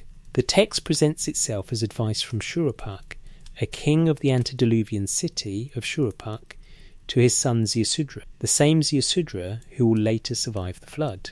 The instructions are practical, earthy, concerned with how to navigate social relationships, avoid trouble, accumulate wealth, maintain reputation. But there's something strange about the text's existence. If Shurupak is speaking to Ziusudra before the flood, and Ziusudra survives the flood while everyone else dies, then the only way this text can exist after the flood is if Ziusudra remembered it and transmitted it to his descendants, which means every copy of the Instructions of Shurupak, and there are dozens, found at sites across Mesopotamia spanning more than 1,000 years, descends from Ziusudra's memory of his father's words. This is narratively significant. The text itself acknowledges it's preserving pre-flood knowledge, and the knowledge it preserves isn't cosmic or theological, it's mundane. Don't buy a braying donkey. Don't vouch for someone else's debt. Don't marry a woman you met at a festival. These are the lessons of practical experience, accumulated over generations of trial and error, refined into memorable maxims. This is cultural knowledge, how to live skillfully in a complex social world. And according to the text's own framing, this knowledge predates the flood. It comes from the old world. It was preserved through catastrophe and transmitted to the new world. Ziusudra carried it across the boundary, remembered it, taught it to his children, who taught it to their children, until eventually scribes at Nippur in the early 2nd millennium BC were copying it onto clay tablets that would be buried and forgotten and excavated 4,000 years later by archaeologists from Philadelphia. This is how knowledge survives, through memory, transmission, replication, preservation. And the text is explicit that the knowledge it contains is old, older than the cities where it's being copied, older than the dynasties of historical kings. It's antediluvian knowledge brought forward into the post-flood world. But here's the problem. If Shurupak's wisdom is preserved through Zisudra's memory, what else did Zisudra remember? What else survived from the old world, carried in the mind of the flood hero, passed down through oral tradition before being committed to writing? The Sumerian king list says Shurupak ruled in the 5th and final antediluvian city. His reign is listed as 18,600 years, the same impossible chronology applied to other early kings. Ziusudra succeeds him as king of Shuruppak. Though his reign length isn't specified, the flood interrupts the sequence before the text can record it. The pairing of Shuruppak and Ziusudra in both the king list and the instructions creates a narrative continuity, father and son, teacher and student, old world and new. The flood marks the boundary. Before it, the world functioned according to one set of principles: long-lived kings, direct interaction with gods, the Apkallu teaching humans, cities founded by divine decree. After it, the world operates differently. Reign lengths become plausible, divine interaction becomes mediated, humans must figure things out more independently. The Instructions of Shuruppak is one of the few texts that explicitly bridges this boundary, presenting itself as wisdom from the old world that remains valid in the new. But there's another layer. Some versions of the instructions include references to animals, not just as resources or metaphors, but as teachers. The fox knows the pit it has dug. The raven seeks out what it has hidden. These aren't just observations.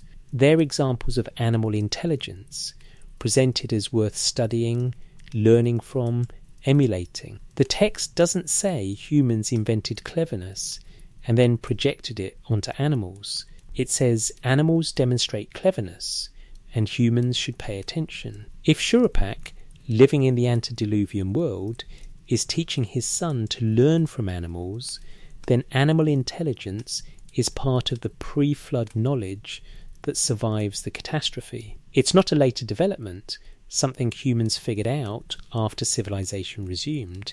It's primordial knowledge, remembered from the old world. This aligns with the pattern we've been tracing. In the earliest period, humans learn from beings who appear in animal form, the Apkallu, the serpent gods, the great birds. Civilization is transmitted, not invented.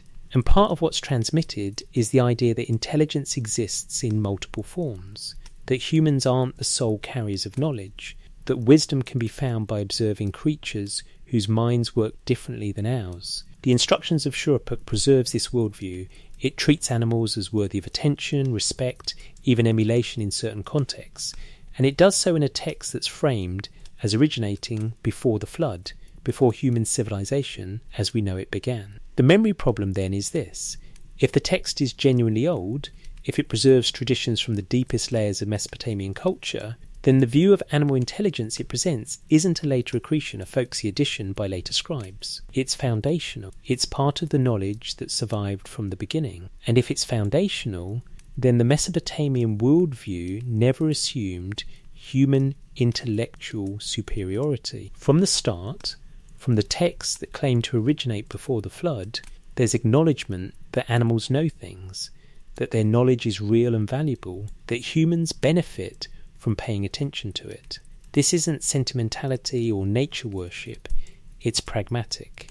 The fox knows where it buried food, therefore be as careful as a fox about where you store resources. The raven doesn't return to a place where it found nothing, therefore don't waste time on unprofitable endeavours. The donkey that brays excessively won't work well, therefore choose animals, and by extension, companions based on temperament and demonstrated behaviour, not appearance. The text is teaching discernment, pattern recognition, the ability to read behaviour and infer intention. And it's teaching these skills by pointing to animals who already possess them. Animals become case studies, examples, demonstrations of principles that humans must learn to apply. Shuruppak in the old world understood this. He taught it to Ziusudra. Ziusudra survived the flood and taught it to his descendants. And now, 4,000 years after the texts were written, we're reading the same advice.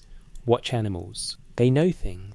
Learn from them. The fact that this knowledge is framed as antediluvian is crucial. It means the Mesopotamians didn't think of animal intelligence as a recent discovery or a metaphorical convenience. They thought of it as ancient, essential, part of the foundation on which civilization rests.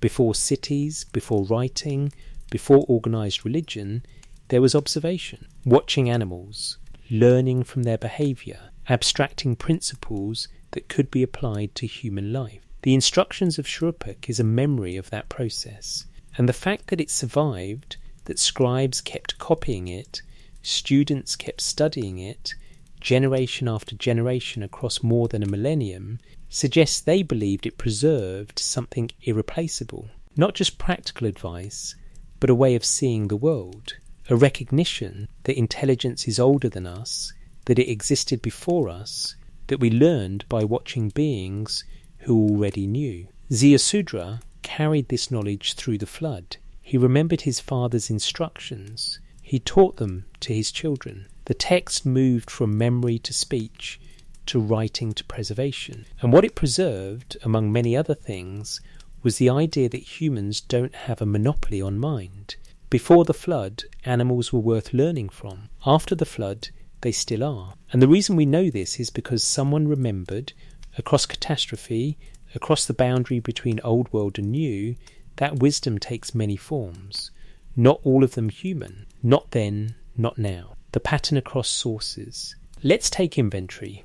We've examined the Eridogenesis, CBS 10673, which describes the creation of humans and animals in parallel, the founding of cities by divine decree, and the flood that preserves both human and animal life as essential for the world's restoration. We've looked at the Sumerian king list, WB 444, which records antediluvian kings ruling for impossible durations, paired with Apkallu sages who teach civilization. We've explored the Apkallu tradition itself, fish-bodied beings who rose from the sea and transmitted knowledge that humans didn't possess, knowledge of writing, mathematics, astronomy, magic, law.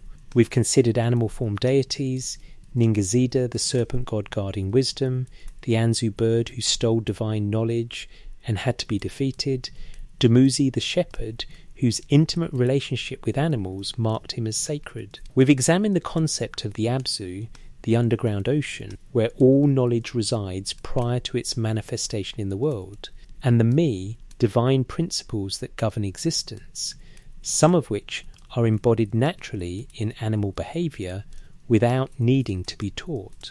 We've read the Adapa myth, where human intelligence is selectively granted and deliberately limited by the god who creates it, and where immortality is withheld to preserve hierarchy. We've traced the flood narratives, Eridogenesis, Atrahasis, Gilgamesh Tablet C, which consistently emphasise that animal survival is cosmically necessary, not just practically convenient, and that animals possess knowledge humans depend on but can't replicate.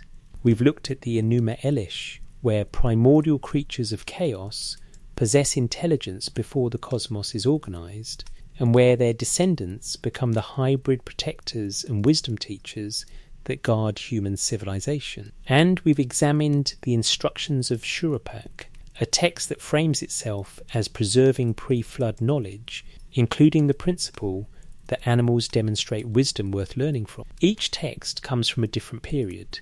The Eridogenesis and parts of the Sumerian king list are early dynastic or Old Babylonian, roughly 2600–1600 BC. The Instructions of Shuruppak might be even older, with traditions reaching back into the 4th millennium. The Adapa myth exists in multiple versions from the mid-2nd millennium. Gilgamesh Tablet C, in its standard version, dates to around 1300–1000 BC. The Enuma Elish is late Old Babylonian or early Kassite, around 1800–1600 BCE. Cylinder seals and temple carvings depicting the Apkallu and other hybrid figures span more than 2,000 years.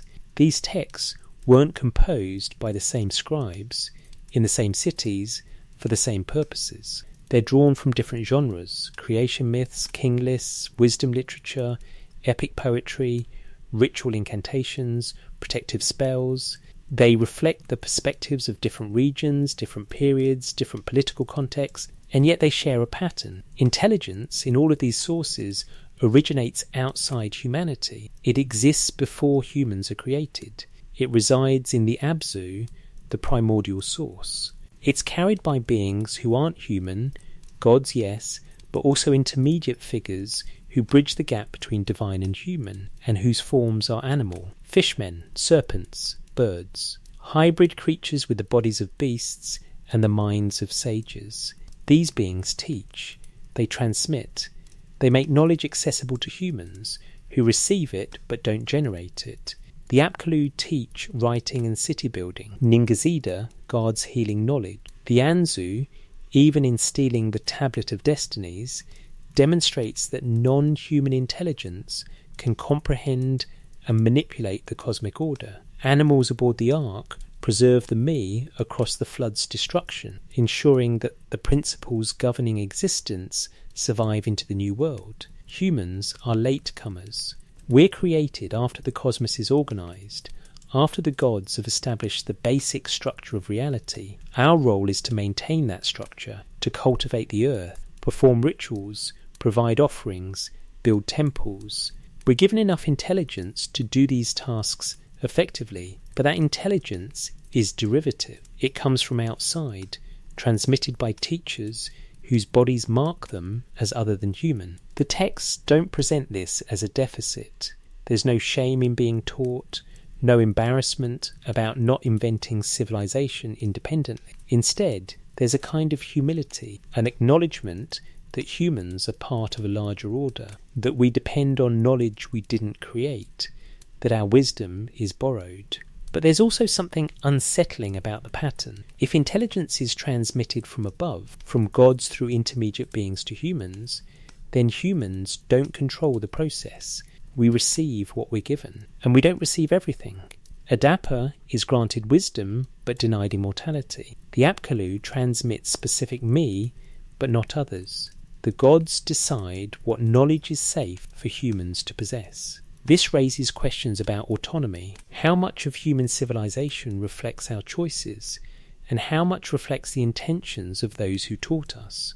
If we're implementing a template that precedes us, executing instructions we received from beings we didn't fully understand, then in what sense are we free? The animal figures complicate this. They're not gods, not fully autonomous. But they're not tools either. They possess intelligence, memory, agency. They choose whether to return to the boat or fly away. They embody me that humans must learn. They demonstrate principles that even gods respect. Their intermediate status between divine and human, between autonomous and subordinate, makes them more relatable than the gods, more accessible as models. We can observe animals in ways we can't observe gods. We can learn from their behaviour in real time, without needing revelation or visionary experience. They're part of our world, living alongside us, yet they possess knowledge we don't have. This creates a pedagogy. Watch animals. They show you how herds function, how navigation works, how cooperation enables predation, how territory is maintained, how cycles of growth and decay operate. The me aren't abstract, they're embodied, and the bodies that embody them are often animal. So when the Sumerians say civilization was taught by fishmen who rose from the sea, they might be preserving memory of a more complex process. Not literal fishmen, but a recognition that knowledge came from observation of creatures who already lived according to the principles humans needed to learn. The fish form would represent that origin, wisdom from water, from the Abzu, from the source, carried by beings whose bodies are suited to that realm. Similarly, when the texts say the Anzu bird tried to steal the Tablet of Destinies, they might be encoding a memory of birds as symbols of knowledge that flies beyond human reach, that must be pursued, captured, brought down to earth before humans can use it. The bird's theft represents the difficulty of accessing knowledge that exists but isn't readily available. Ninurta's victory represents successful acquisition, the me are retrieved, integrated into the system, made to serve divine purposes. The serpent form of wisdom gods like Ningazida would encode the idea that some knowledge lives underground, in darkness, in the underworld of death and renewal, and that accessing it requires descending, confronting fear, bringing back what was hidden. Serpents shed their skin and seem reborn. This makes them symbols of transformation, of knowledge that changes the knower. Each animal form corresponds to a domain of knowledge, a way of accessing the me, a pedagogical method. Fishwater goss source slug origin, bird sky transcendence slug navigation, serpent earth underworld hidden things, transformation, bull strength, what labour call agricultural surplus. lion texts, predation texts, kingship texts, controlled violence. Humans don't possess these forms naturally. We must learn the lessons each form teaches. And in learning, we construct civilization, not from nothing, but from principles we observe, abstract, and implement. This reading doesn't require us to believe fishmen existed. It requires us to take seriously the structure of the myths. Knowledge existed before us, was carried by forms different from ours, and was transmitted through observation and instruction rather than spontaneous invention. The pattern is consistent across sources because it reflects something real about how cultures develop. Knowledge accumulates. It's transmitted between generations, between groups, between species, in the sense that humans learn from observing animals. It moves through trade, conquest, migration, intermarriage, education, imitation. And when people try to understand where their knowledge came from, they create origin stories. The Sumerian origin stories don't say humans invented everything. They say humans received, learned, were taught. The teachers appear in forms that mark them as other: gods, demigods, hybrid creatures, animals.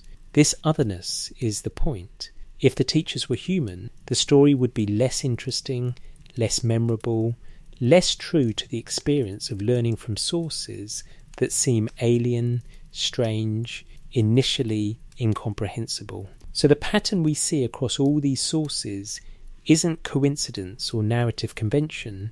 It's the Mesopotamian way of saying, this came from outside us. We didn't make it up. It was here before us, embodied in forms we had to learn to recognize, transmitted by beings we had to learn to understand. And the oldest of those forms, the ones closest to the source, were animal. 3 ways to read the evidence. So far we've mapped the territory, traced the pattern across tablets, myths, king lists, wisdom literature, flood narratives, creation epics. We've seen how Sumerian texts consistently describe intelligence as originating outside humanity, transmitted by beings in animal form, embodied in creatures who precede and transcend human consciousness. Now we need to confront what this pattern might mean. There are 3 main interpretive frameworks, each with substantial scholarly support, each accounting for some of the evidence. Interpretation 1. Pure mythology. The most common academic reading treats everything we've examined as mythological in the literary sense, symbolic narratives created to explain origins, establish social hierarchies, encode religious truths, and provide psychological comfort in a chaotic world. In this view, the Apkallu aren't memories of actual fishmen, but personifications of the civilizing process. The animal forms represent natural forces: water, earth, sky. The wisdom transmission stories encode the transition from hunter-gatherer to agricultural society, from oral culture to literate civilization. The strength of this interpretation is its parsimony. It doesn't require believing in impossible beings or lost civilizations.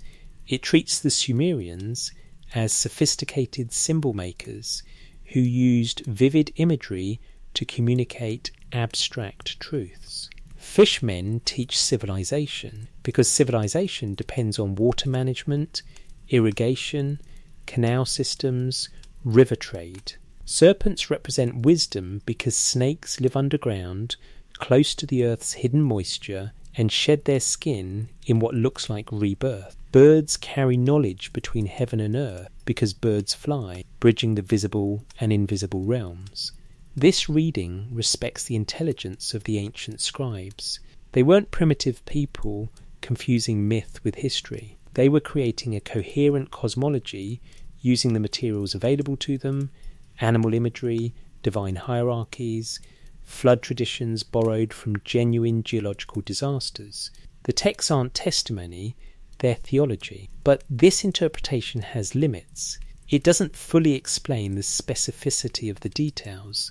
Why 7 Apkallu paired with 7 antediluvian kings?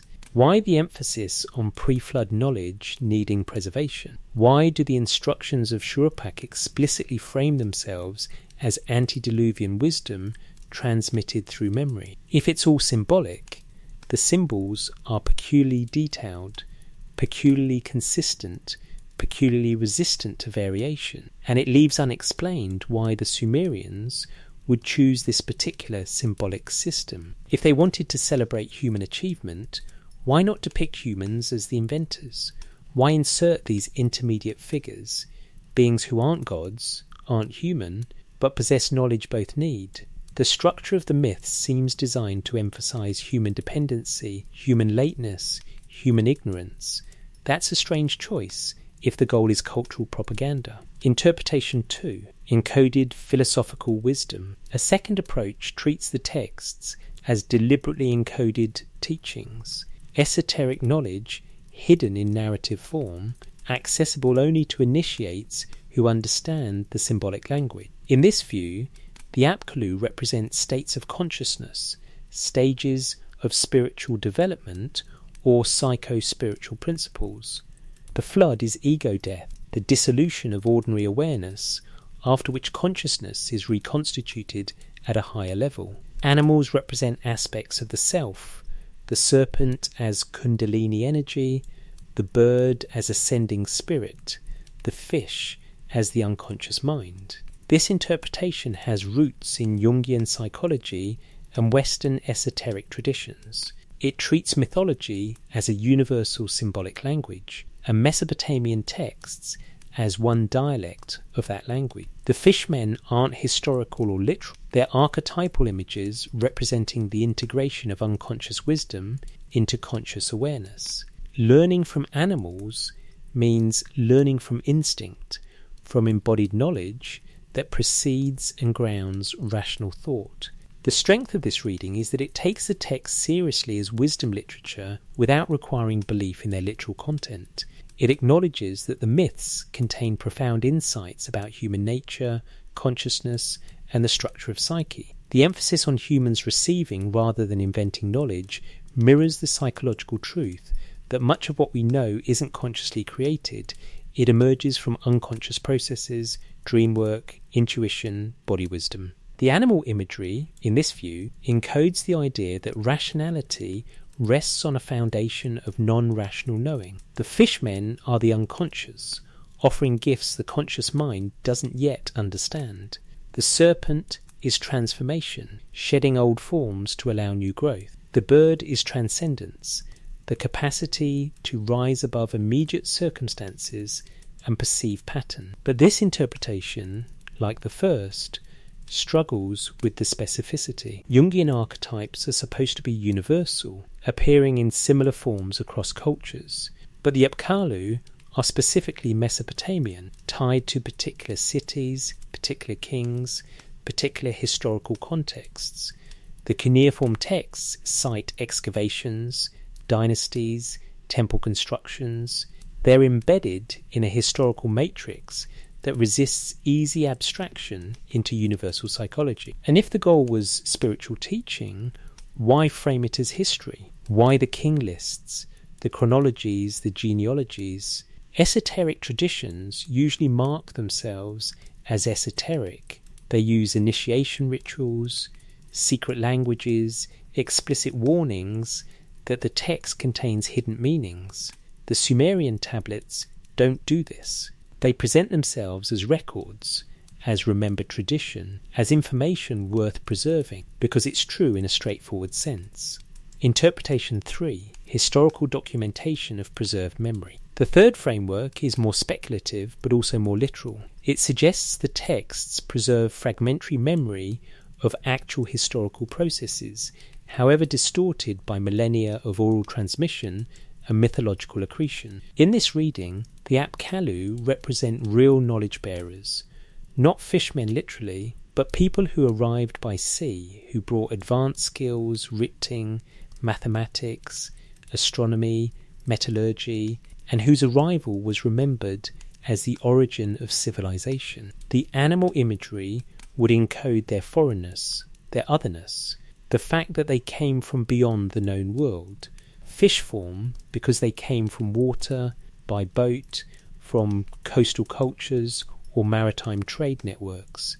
Their teachings weren't supernatural, they were technological and organisational. Writing is a technology, mathematics is a technology, urban planning is a technology. If these arrived in Mesopotamia from elsewhere, from a civilization that had developed them earlier, then the locals receiving this knowledge would naturally frame it as divine, as beyond human capacity, as taught by beings from another realm. The antediluvian chronology would preserve memory of a very long pre-literate period, compressed and distorted by oral tradition into impossibly long reign lengths.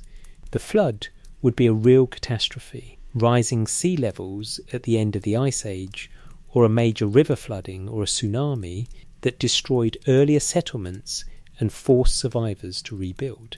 The continuity of knowledge across the flood, preserved through Ziusudra's memory, would reflect the reality that some information survived through oral tradition, carried by refugees who escaped the disaster.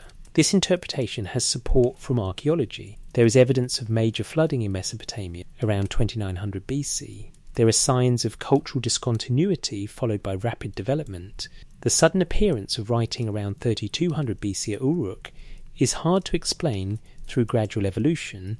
It looks more like a technology that arrived or was imported or was developed by specialists whose skills had been accumulating for generations.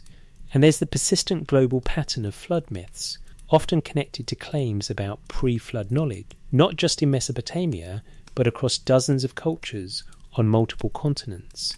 If these myths preserve memory of actual sea level rise at the end of the last ice age, then they're not independent inventions, they're cultural memory of a shared catastrophe preserved and transmitted across 12,000 years. The animal symbolism would reflect pre-literate methods of knowledge transmission. Before writing, information was encoded in images, gestures, rituals, performances. Animals were used as mnemonic devices, each species representing a category of knowledge, each behaviour demonstrating a principle. The fishmen wouldn't be literal hybrids, but ritual performers, shamanic figures, or simply foreigners whose cultural markers, body paint, tattooing, ceremonial masks made them appear animal-like to observers who didn't share their context. Over centuries, these memories would mythologize. The teachers would become divine. Their skills would seem magical. Their arrival would be dated to the beginning of time. But underneath the mythology, a historical process, knowledge arrived, was transmitted, was preserved, and the people who received it remembered that it came from outside, from beings who seemed different, whose forms were encoded in the imagery available to oral tradition. This reading takes the texts seriously as historical documents, but it doesn't require belief in the supernatural. It requires believing that oral tradition can preserve structural information across very long timescales, even if specific details become distorted. And there's evidence for this. Aboriginal Australian traditions preserve knowledge of coastlines that was submerged 10,000 years ago. Biblical genealogies preserve real historical figures mixed with legendary ancestors. The basic claim isn't implausible that myths contain historical memory, however transformed by retelling. But the skeptical response is legitimate. This could all be retrospective interpretation, reading history into texts that were never meant as history. Just because a myth mentions a flood doesn't mean the flood happened. Just because the Sumerians describe fishmen doesn't mean fishmen existed, or that someone came by sea. It might all be narrative invention, stories told to explain how things began, with no underlying historical referent. Each interpretation has merit. Each accounts for part of the evidence. The purely mythological reading explains the symbolic consistency, the theological function, the use of animal imagery as a literary device. The philosophical reading explains the depth of insight, the psychological truth, the sense that these texts contain wisdom about consciousness and human nature. The historical reading explains the specificity, the chronological framing, the emphasis on transmission and preservation. The question isn't which interpretation is correct. The question is which best serves our investigation into what the texts reveal about animal intelligence in ancient Mesopotamian thought. And the answer is all three together. The texts are mythological, they use symbols, metaphors, divine agents to communicate truths that transcend literal narrative. They're philosophical, they encode insights about knowledge, consciousness, the structure of learning, and they're historical. They preserve memory of cultural processes, technological transmission, the transition from one form of society to another. What all three readings share is the pattern we've been tracing. Intelligence in Mesopotamian thought originates outside humanity. Whether that origin is symbolic, the Abzu as metaphor for unconscious, psychological, the animal self as foundation for rational mind, or historical knowledge arriving from other cultures or older traditions, the structure remains the same. Humans don't invent, humans receive. And what we receive arrives in forms that aren't human. Animals, animal form beings, hybrid creatures, teachers who embody knowledge before they speak it. The Sumerians believed this, or at minimum, they preserved it in their most sacred texts, their educational literature, their ritual practices. For 3,000 years, they copied these stories, carved these images, invoked these figures, and taught their children to honour beings whose intelligence preceded humanity's. Whether the Apkallu were real or metaphorical doesn't change the worldview they represent. A worldview where human consciousness is derivative, where wisdom requires humility, where learning means paying attention to forms of intelligence that don't mirror our own. That worldview is what the tablets preserve, and it's what we've lost, what the tablets still hold. It's late now, you're still listening. The darkness has thickened, or the light has returned, depending on where you are, what time it is in your part of the world. And we're back where we started, in the basement vault beneath Philadelphia, standing in front of CBS 1673, the Eridu Genesis tablet, the fragment of baked clay that suggested animals were once smarter than humans. We've travelled far from that opening question, through king lists and flood narratives, through myths of fishmen and serpent gods, through the Abzu where knowledge waits, and the me that structure existence. We've examined how the Sumerians described intelligence, not as uniquely human, not as invented by us, but as distributed across forms, embodied in creatures, transmitted from older sources. And now we have to ask, what does it mean? Not what it meant to the Sumerians, we've explored their worldview in detail, but what it means to us, now 4,000 years later, reading these texts through the lens of modern consciousness, aware of evolutionary biology and neuroscience and cognitive ethology. The scientific consensus is clear: animals possess intelligence, different forms than ours, operating through different neural architectures, producing different outputs, but intelligence nonetheless. Ravens solve multi-step problems, octopi demonstrate tool use, elephants mourn their dead, whales have cultural traditions transmitted across generations, ants build megastructures through emergent collective behaviour, slime moulds navigate mazes. Intelligence is everywhere, pervasive, distributed across the tree of life in forms we're only beginning to understand. The Sumerians didn't have evolutionary theory, they didn't know about neurons or genes or information processing, but they observed the world, and they concluded animals know things, not symbolically, actually. Animals possess knowledge that humans need and don't inherently have. And in the deep past, before humans developed civilization, that animal knowledge was primary. It came first. Humans learned from it. Modern science supports a version of this claim. Before language, before abstract reasoning, before symbolic thought, hominins learned by observation. We watched predators and learned hunting strategies. We watched birds and learned migration routes. We watched tool using primates and refined our own tool use. Cultural transmission began with imitation, and much of what was imitated was animal behaviour, adapted and abstracted for human purposes. The Sumerian tablets preserve this in mythological form. The Apkallu, rising from the sea to teach civilization, are encoded memory of learning from outside, of knowledge arriving rather than being invented. The emphasis on animals surviving the flood preserves the recognition that human civilization depends on the entire ecology. Remove the animals and the humans can't function. The me embodied in animal behaviour reflect the reality that complex behaviours have structure, that patterns exist in nature before humans abstract them into cultural principles. So in a sense, the tablets are right. Animals were smarter first. Not smarter than humans, that's a category error, comparing different kinds of intelligence, but temporally prior. The intelligence that builds nests and coordinates hunts and navigates by stars existed long before the intelligence that writes cuneiform and constructs ziggurats. Billions of years of evolution produced sophisticated cognitive systems long before hominins walked upright. Humans didn't invent intelligence. We inherited it, refined it, redirected it toward new purposes.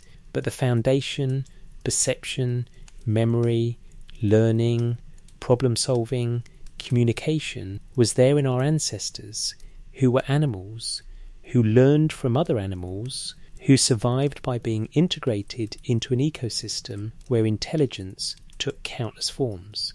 The Sumerian tablets, in their mythological language, preserve awareness of this. They don't present humans as superior, chosen, uniquely rational. They present us as latecomers, learners, recipients of knowledge from sources we didn't control. The fishmen, the serpent gods, the great birds, these are ways of honouring the intelligence that precedes us, that exists outside us, that we depend on even as we transform it.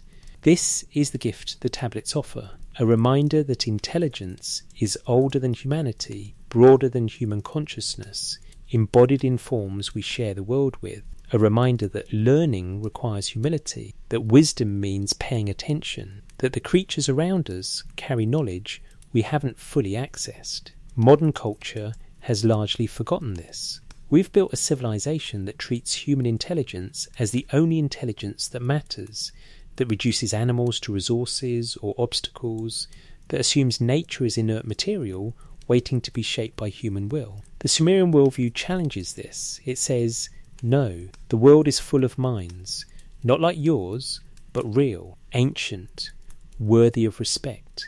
And it says, your civilization wasn't inevitable. It was transmitted. You learned it. You received it. From gods, from sages, from beings who appeared in forms you didn't understand. You didn't pull it out of your own minds. It came from outside, from the Abzu, from the depths, from the primordial source where all knowledge waits. Whether this is literally true, whether fishmen existed, whether knowledge resides in an underground ocean, is less important than what the structure of the belief reveals. The Sumerians saw themselves as part of a larger system. They believed intelligence was distributed. They honoured the beings who carried it, even when those beings looked nothing like them. We could learn from this, not by believing in Apkallu, but by taking seriously the idea that human intelligence isn't the centre of intelligence, that other forms exist, that we might still have things to learn from creatures whose minds operate according to principles we don't fully understand. The tablets are fragments. 2/3 of CBS 1673 is lost. The Apkallu tradition survives only in scattered references, reconstructed from ritual texts and later summaries. The Sumerian king list preserves names we can't verify, chronologies we can't accept, events we can't confirm. We're reading through layers of time, translation, interpretation, transformation. But the pattern persists. Across all the fragments, the pattern holds. Intelligence came from outside. It was carried by forms that weren't human. Humans received, learned, inherited. Civilization is transmission, not invention. And animals, in the beginning, were the carriers. Not metaphorically, actually. Whatever intelligence humans now possess, its roots go deeper than our species, deeper than our genus, deeper than our family. Back through millions of years of evolution, through ancestors who were increasingly animal-like, increasingly embedded in ecologies where survival meant learning from thousands of other species, each demonstrating principles of navigation, cooperation, predation, communication, memory. The Sumerians encoded this as myth. We decode it as evolutionary history. Both are saying the same thing: you weren't first. You learned from beings who came before. And those beings, in the deep past, looked nothing like you. That's what the tablets reveal. Not proof of ancient aliens or lost civilizations, but preserved awareness that intelligence is ancient, distributed, embodied in countless forms. That human consciousness is one expression among many. That wisdom requires honouring the minds we share the world with, even when those minds think in ways we can't fully translate. The clay is cool under museum lights. The cuneiform is crisp, each wedge pressed with intention 4,000 years ago. And if you read it carefully, if you let the pattern emerge across all the sources, the tablets say, before you built cities, something else already knew. Before you wrote language, something else already communicated. Before you thought in symbols, something else already solved problems. You are not the beginning of intelligence. You are the inheritors of it. And the inheritance is older, stranger, more distributed than you imagined. The animals knew first. The fishmen carried it to the surface. The gods guarded it in the Abzu. And you received it, shaped it, built from it, forgetting where it came from. But the tablets remember, that's what they hold. That's what they've always held. And maybe 4,000 years after they were written, in your own time, in your own place, wherever you're listening from, maybe it's time to remember too. Not to believe in fishmen or serpent gods, but to recognise that intelligence is older than us, that wisdom exists in forms we didn't create, that the world we inhabit is full of minds we barely understand. The Sumerians knew this. They wrote it down. They preserved it. And now, if we're willing to read carefully, willing to see the pattern, willing to ask what these texts might actually be saying beneath their mythological surface, we can know it too. Not as myth, as reality. The animals were smarter first, not because they were superior, but because they were first. And we learned from them. Everything we call civilization traces back eventually to watching creatures who already lived the principles we later named. That's the truth the tablets hold. And holding it, reading it, understanding it, letting it change how we see the world, might be the most important thing we can do with ancient wisdom. Not to worship the past, but to recognise what it preserved, awareness that we're part of something larger, older, stranger than human history. That intelligence surrounds us, in forms that don't speak our languages, but carry knowledge nonetheless. The clay endures, the wedges remain, and the message pressed into earth 4,000 years ago waits for anyone willing to read it. You've heard it now. The pattern is clear. The question is what you'll do with it. Sleep well. Dream of fish and serpents and birds. Let your mind wander through the Abzu, where knowledge waits, timeless, distributed across forms, older than cities, older than language, older than the boundaries we use to separate ourselves from the rest of the living world. The tablets have spoken, the animals remember, and somewhere in the intersection of ancient myth and modern recognition, there's a wisdom we desperately need. We are not alone in thinking. We never were. And the sooner we remember this, the sooner we might learn to live as what we actually are. One form of intelligence among many, sharing a world with minds we've barely begun to understand. Rest now. The investigation is complete. The evidence is presented. The question remains open, as it should, as it always has. Were the animals smarter, or were they simply first? And does it matter which, as long as we remember to learn from them? Good night.